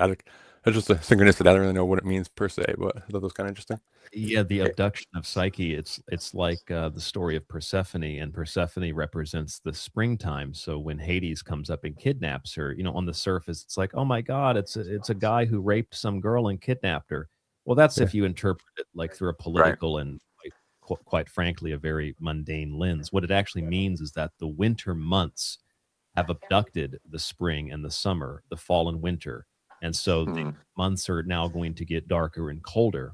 It was a way in which the ancients, if you will, brilliantly described the changing of the seasons and the scientific processes by which they could otherwise be explained, and preserved it in myth so it would be told by common people throughout the ages without having to understand the complexities of the science behind why these things happen. So that's another aspect or element of talking about the kidnapping of Persephone. But if we're talking about kidnapping the psyche, we're talking about the unconscious, subconscious minds, and that being drawn down, kidnapped, if you will, drawn down into matter away from the spirit. Right. Right. And another thing too is, you remember when the abduction of both spring and summer happened, and it's the winter cold that does so. Always remember who saves the day, and that's Sol Invictus, and that is the conquering sun. Again, the imagery of the sun above the sacred marriage, and that was something that was prominent under the arch until it became a pentagon, pentangle. It became a upside down star where the head of God or the head of man is in the sand, and Yes. the That's feet. when it becomes satanic. Yeah, That's right. yeah. So I mean, that's the thing, is that your head. No, I mean, God is no longer on top. God's been buried in the sand, and that's the whole thing, is bury your head in the sand and ignore it. Yeah, there you go. There's that picture, and that represents the star, the morning star, represents Lucifer. It also represents the sun, the marriage, the sacred marriage of again, man and woman. Again, the same, rather than parting them with a rib, they bring them together again as one androgynous being, without the savior of an external God. It's the image of creating the new man, the H plus, the human plus, again, transhumanism, if you will. Yeah, Derek, those any comment? the pictures you're showing, and the ones of the Olympics that are kind of going around online a lot, and like the red archers and stuff, kind of going around as satanic and everything. I really was locked in for the opening ceremony of the Olympics, and Mhm. when I saw those pictures going around on online, I'm like, those ones. Like, did you see that? I mean, like, I was watching. Like, that must have happened? Did that happen at the very last 5 minutes of the thing when I had just turned it off, or Yeah, it must have happened at the very end when they lit the cauldron, because I didn't When is see they that it. lit the cauldron, yeah, it was is the the very, ceremony very, to light very the end? cauldron. Okay, yeah. 'Cause I The was watching cauldron is in thinking, the middle of the pentacle. okay, okay. 'Cause I was The sitting there for like 4 hours and I was watching this thing kind of half asleep, like during the middle of the day and stuff. But just I I was thinking to myself, oh, it's actually kind of tame. There's a few things here that I can kind of dig deeper on, like this abduction thing or whatever. But then all of a sudden, I wake up a couple hours later and I see that red image going around. And I'm like, is that just a See, like a, the like a thing convenient is that screenshot? was the Yeah. arch. It Okay. was the arch, and the arch, of course, is a gateway to the city. Yeah. And they're in a lot of places like France and New York, and they're always accompanied by what was called the needle of Cleopatra, Like which a is which is part of the rising of Osiris. It's like an the raising of obelisk. Osiris, is what it is. It's the ritual of the raising of Osiris. Yeah, there's an obelisk, yeah, but they call it the needle of Cleopatra, or they Uh-huh. call it Cleopatra's needle. And what it is it's again representation of the phallus, and the idea that the resurrection of Osiris is part of the ritual. And that's when you're looking at old architecture that was provided by the Masons. You see that in a lot of places of power, where you see, and I remember reading this in Joseph Campbell saying Clyde, that you're cutting. you can always tell what a city or a town. Oh, sorry. You can always tell what a city or a town are are into, or what their main export is, by the tallest building in that place. So, like for example, you go to California, and some of the tallest buildings are banks. So you Yeah. realize that they're a gold state. They're all about gold. They're all about money. You go to Utah, and you have the tallest building there is a church building for the Church of Jesus Christ of Latter-day Saints. It's in line with the Capitol, which basically tells you that the church is the government's the church, even though they tell you it's not. But it does represent that because it's in the eye line side of that. So you're looking at the same thing with the arch. You have the arch, which is like the Arch of Triomphe, but it's the arch in Milan. It has a pentagram in the middle of it, which is a gateway, and they're standing there are the It's cutting out in order again, for us Clyde. to. Oh, sorry, I don't know why that happens. It's because basically because maybe it's too long. I don't know. It's just barely. It's okay. Yeah. Yeah. Yeah, go ahead. It's all right. Go ahead. Yeah. Good. So, I mean, it's all there. It's blatant there, and for those who are educated in the occult, we can see that, and that's why we do these shows. Is because we can see these things that most people can't. Now, a lot of people are amateur, observers, and they can say that anything's satanic, but it's not necessarily satanic as it is esoteric, as it is occult, as it is, ancient symbolism that does Yeah. And yeah. And if anything, when people talk about satanic, I think that's just a create little bit. from it. Oh, sorry. They create a feeling. Oh, sorry, cut out there Well, again, this looks like Clyde. the But gate to hell. I mean, come on. Yeah. No, it does. It does. well, Yeah.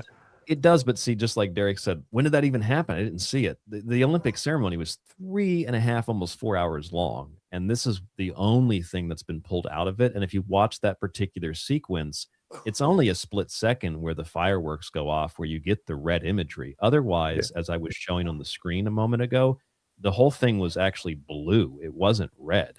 Yeah. And you can Right.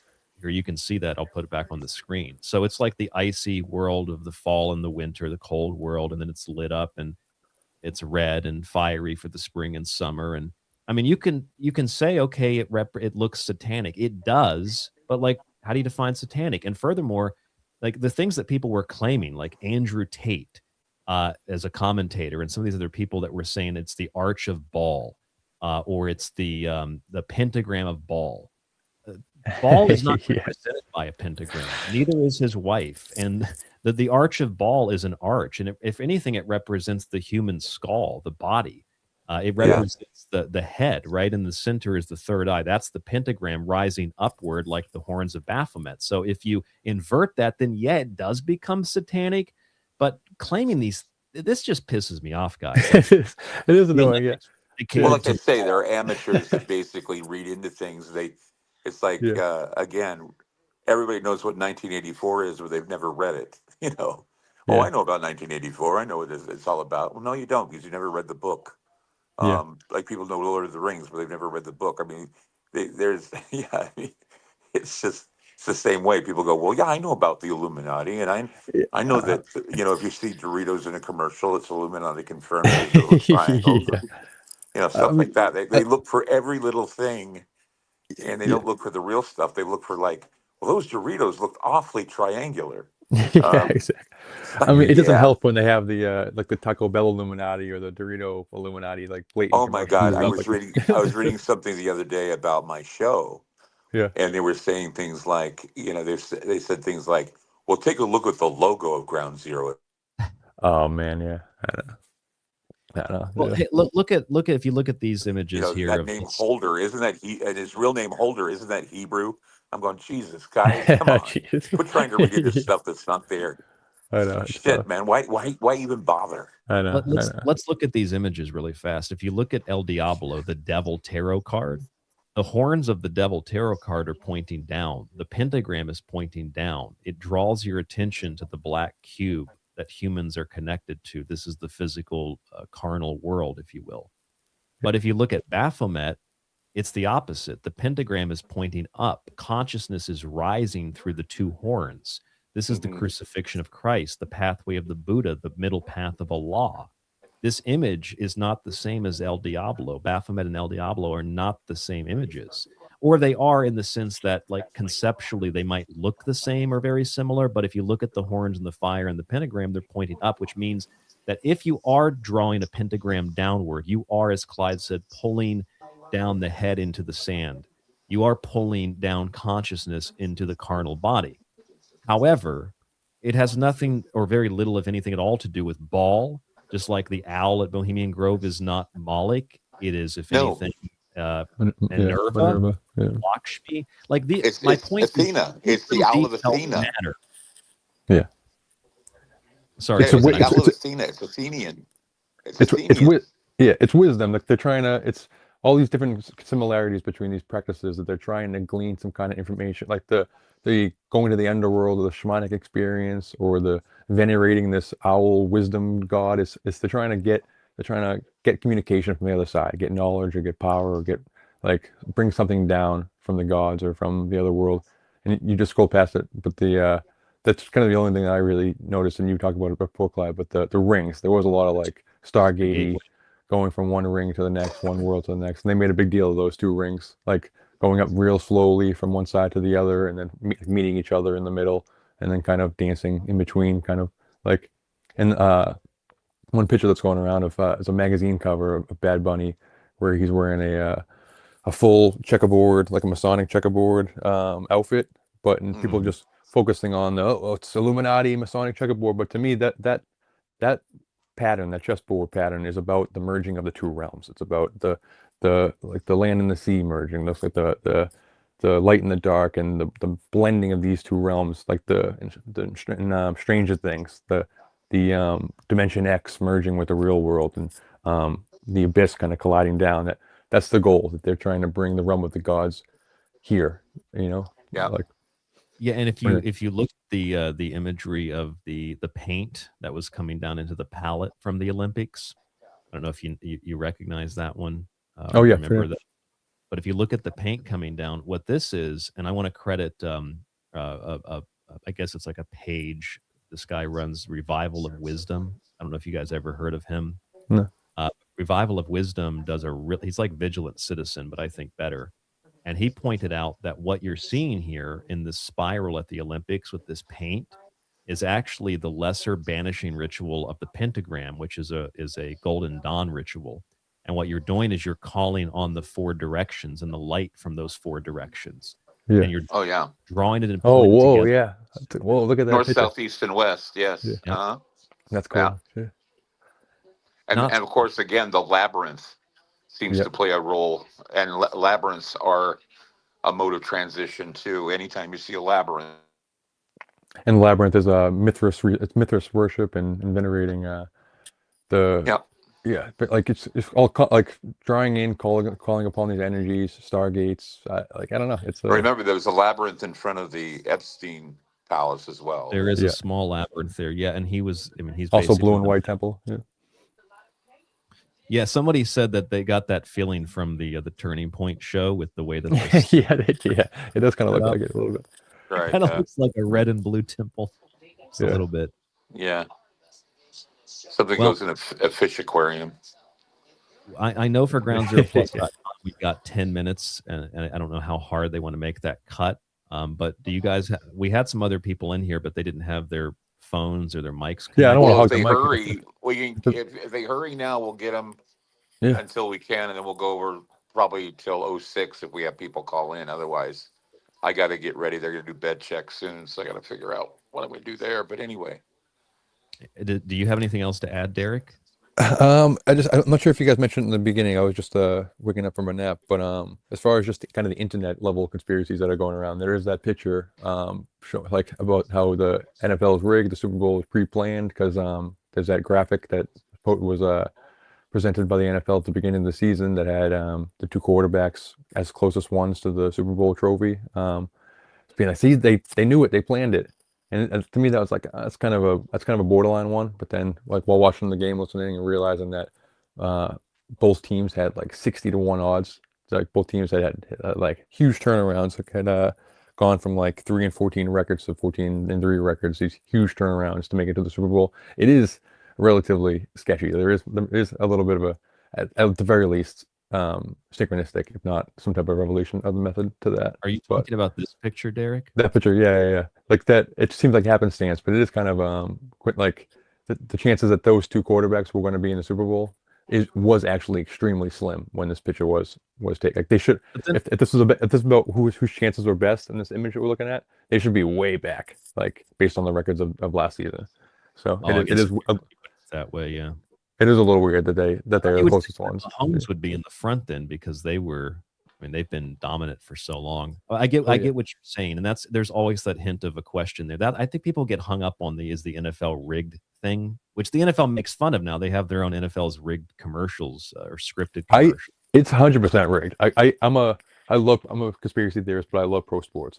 I'm a huge NBA fan and stuff. But I've been saying for almost 20 years now that we're at a place like if you were to talk to your pro wrestling friend in the 80s, early 90s, and say wrestling is fake to them, they would punch you in the stomach and call you a liar and say you're dumb and it doesn't make any sense. But if you talk to your pro wrestling fan in 2026 and say wrestling is fake, they would say no, it's predetermined, but you just don't understand it. There's a whole other layer of a sport that I appreciate to it. And so right now we're in the time where if you tell a diehard football fan that it's fake, they're going to want to punch you in the stomach metaphorically. But in 15 years, I think they'll understand that it's not there's a game within the game happening, but it's like if medicine and the food and the school system and the military and the government, everything is like corrupt. You don't think that these billion dollar sports leagues are not also corrupt? They absolutely are. Especially with well, people like here's something to Robert think Kraft. about.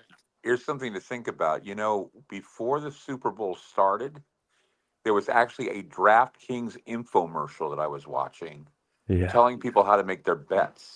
Yeah, it's so crazy. And I'm like, Yeah, what a world. wow. I mean, how long have we come where, know. People like Pete Rose end up getting thrown out I of know, the I baseball know. league for Yeah. gambling. Now you can gamble on they're your phone. yeah, now Exactly. NFL players are on there going, well, this is how you make your bet, and we'll give you like $500 bet money to start. And, my God, it's like DraftKings. It's Everybody crazy. does DraftKings now. It's like Yeah. gambling is being encouraged. The craziest thing. Yes, Yeah. it I'll take is. off a lot of the people come on and Well, I you guys just want wrap to up ask the show. you, Derek, do you think there's Yeah. any reason why we are resurrecting John Bon Jovi? I just saw Oh, too much. He was just they got all over. He was in the game. He was on. He was more popular than the Patriots were, I think, or the yeah. Seahawks. I think they have some kind of deal with some kind of entity where they're allowed to be resurrected every 15 years. And it They're happened. they're the only band that I went to see that I fell asleep. Oh, I really? fell Yeah. asleep in the concert. I was that bored. I mean, they're unique where they've had multiple golden ages. Like they had obviously their prime in the 80s, but they had a huge renaissance in the early 2000s and stuff. Mm-hmm. So maybe this is another one that Satan promised them. Satan running the Satan's game, gonna have to running Bon Jovi. Yeah. Satan or that little octopus from the Little Mermaid has to give poor Yeah, John exactly. Bon Jovi his voice back. Yeah, Ursula exactly. Ursula needs to give him his voice back. I mean, he married off his kid to 11 from Stranger Things, Millie Bobby Yeah, I Brown. know So that. maybe It's that's part weird, of the isn't deal, it? with the Yeah, upside make a down. deal with the devil there. Yeah, exactly. But, all right, I'll let you guys go. But All right, good man. to hear Thank from you, you. Clyde. I can't wait Thank till you, you're Derek. back for real. And Good to hear. Ryan, you're crushing it. Later, you guys. Classic show tonight. Yeah, thank Later. you. Thanks, Derek. Bye-bye. I will You take bet. Derek off here.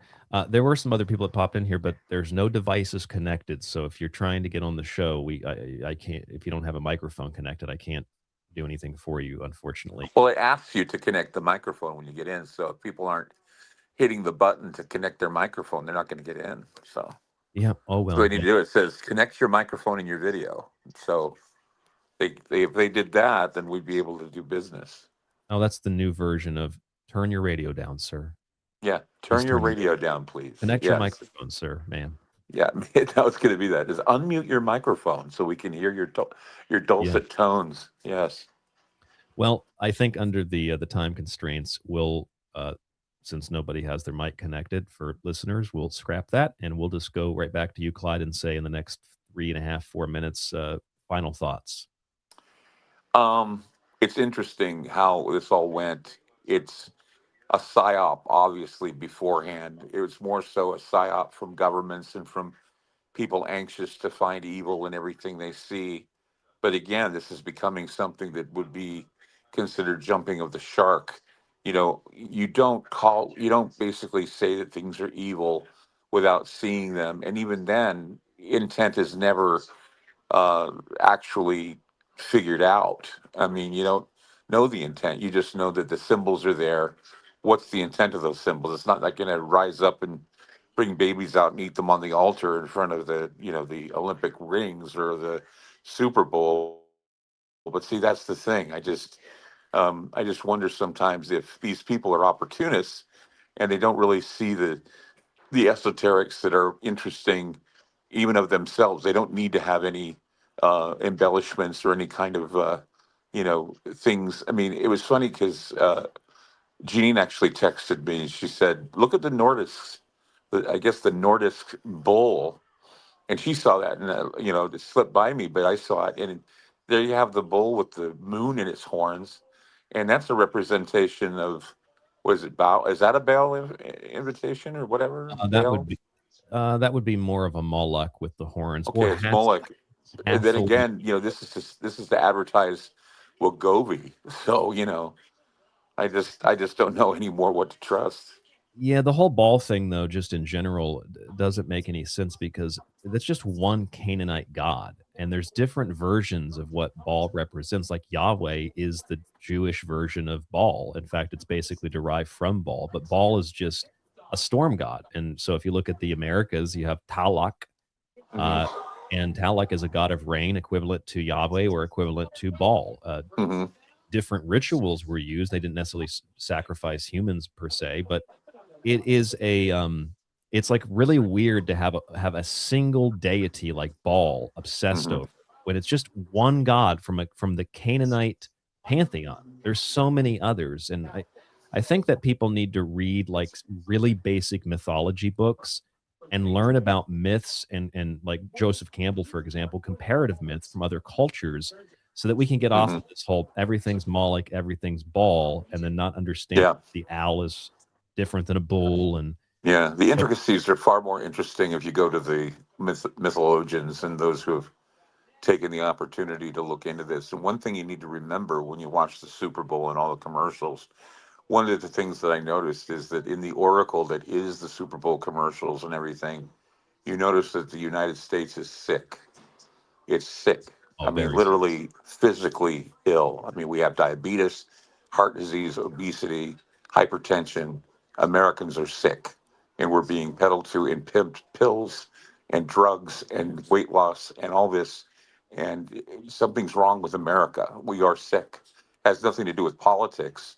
Has everything to do with what are we going to do with those people who have been, ignored because they're used for ridicule. That is the obese, those with diabetes, those that are trying to get better. They're always like stepped on and kicked around.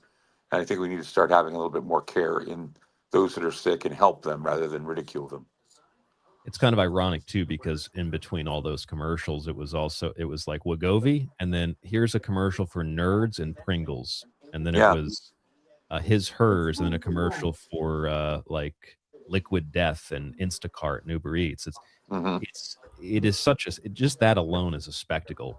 That alone is part of the ritual. That alone is just that's the epitome of what all the pageantry is all about in the first place. Bread and circuses always. Other than that, Clyde, anything else about whether it's the Super Bowl or it's Ground Zero or the transition between terrestrial and digital when you're coming back, et cetera?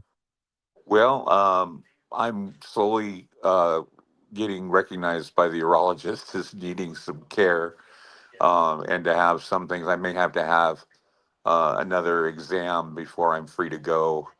They're debating on whether or not to do it. And of course, it's going to be painful. I don't know how long I'm going to be out for that, but um, it's just that I'm getting frustrated because I want to get going. But the other day, I was out in public and I realized there's some things I still need to learn Oh, you cut out there again, Clyde. Can you hear us? how to do. Yeah, I sound not as strong You as cut my out for left about leg. 5-10 seconds. Please go back and what were you saying? We got to learn how to do things. I was realizing I was out in public and realized that my right leg is not as strong as my left. So I have to go back to occupational therapy and figure out why. So there's some things that I'm still working on, but I'm not far. And I'll probably, I don't know, I'm hoping that in a few weeks I'll be out. So hopefully that'll be good. What about Ground Zero in general until then? Ground Zero will remain being, we're going to be playing some older shows while I'm gone in the place of my time slot, but Ground Zero is going to be fully digital. That does not mean we're going to rule out the idea of syndication again. We're not going to rule out the idea of maybe doing Netflix or some other way of getting exposure. But all this stuff is still in play. We got a number of things that are still in play that are just, they're going through beta testing. The app is looking good. Everything is full steam ahead. So, I wish people would stop thinking that I'm gone and that I'm not coming back. I wouldn't be able to live if I couldn't do this stuff. So this is a part of my survival. It's a part of my life. And I want people to please keep subscribing because there are new and better things coming our way. Some people have been hinted at Fringe It, which is a social media page, a number of other things. And it doesn't replace Ground Zero. It's just one more addition to what we have to offer to everybody who wants to join our network. And there are a lot of people jumping on board because they know that they're a safe haven to speak their minds. And Ground Zero has always been for the people. Ground Zero has never been for any controllers or anybody that tells me what to say. It's for the people and the people alone. Yeah, look, they let me host your show. They let me, well, you guys let me host your show, and everybody knows how volatile and a loose cannon I am. There's definitely no censorship. That's so true. He's still got piss and vinegar in him. I'm trying to tone him down because he reminds me what I was like when I was his age. So anyway, but yeah, Well, here's it's great we have you. site groundzeroplus.com. And these are the different options. You can sign up $7 a month. That's like what, a cup of coffee? Mm-hmm. It's nothing. $7 a month, full access for 10. Yeah. You get a year for 90. That is all at groundzeroplus.com. Right. Right. And we're hoping that a lot more people catch on because, we want to be the ones to give disclosure and give it without the political slant. And we're hoping we can do that. I'm hoping that I'm back on my feet again to do that. And I think I'm damn close. So I'm almost there. It won't be long. It'll soon happen. And I'm going to be. Oh, there we go again, cutting out. Hello. Love and I think for the prayers and the love that's going on, I appreciate that. Yeah, you cut out for a second, but we got prayers and love. Appreciate that. Okay. All right, guys. Well, now I'm cutting out. I got to go. So I appreciate being a part of this show. I hope you learned something in the process. Stay tuned. The Secret Teachings is going to have more to talk about. So don't miss it because it go deeper and deeper into the subject. It'll be fascinating. Yep, that is correct. We're going to do that immediately right after this, groundzeroplus.com. If you're listening elsewhere, you can go to the tstradio.info archive. The free archive has ads. If you don't like those ads, you can sign up to my show. Those ads, by the way, are put in there by Spreaker. And in that archive, you can find it on my website, or it is also on groundzeroplus.com if you're already on there. If you want the ad-free version of the show, we have a subscription service too. It's pretty cheap, $50 for a year.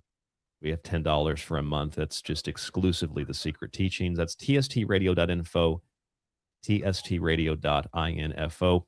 If you really want to learn about the symbolism, there are some books I could recommend, like J.E. Surlott's A Dictionary of Symbols, which is like a $5 book you can get used bookstores, or it's like an encyclopedia. There's also I would read Edith Hamilton, Joseph Campbell, for example. I'd read Manly Hall, The Secret Teachings of All Ages, How to Understand Your Bible. There's a couple of great books. I'd also recommend my own, Occult Arcana. You can find that at tstradio.info. And that is a massive encyclopedia that I wrote, and it has pretty much everything you need to know about how we break this stuff down for the Super Bowl, Olympics, or just generally speaking, 5 nights a week on our respective and sometimes collaborated shows. Thank you so much, Clyde. I hope that you get better soon. And this was a fun show. Thank you. Bye-bye. It was. I think it was a lot. We got a lot more accomplished and a lot more work out there than most people do. Bye-bye. Yep. Sorry, you'd cut out there for a second. I didn't hear you talking. I apologize about that. Okay. Yeah. I don't know why this was happening. It just did. So I'm glad when you we get back on the I'm glad it was a microphone good and the show. setup with Ron and Rich and Chris and everybody gets you set up, it'll sound just like normal Ground Zero. There won't be cutting it. It will. It'll be perfect. I'm looking forward to it. Yeah. All right. Well, I got to get bed checked, but I'll talk to you later. All right. Bye-bye, Clyde. All right. Bye. All right, there he goes.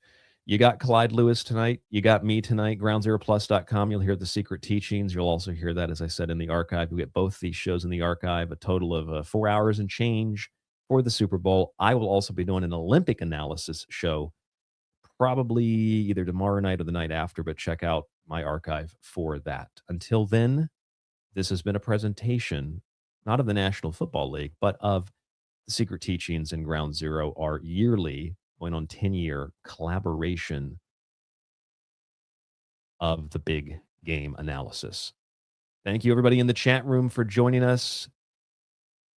Stay safe, stay informed, stay healthy, and we'll talk to you on the next broadcast.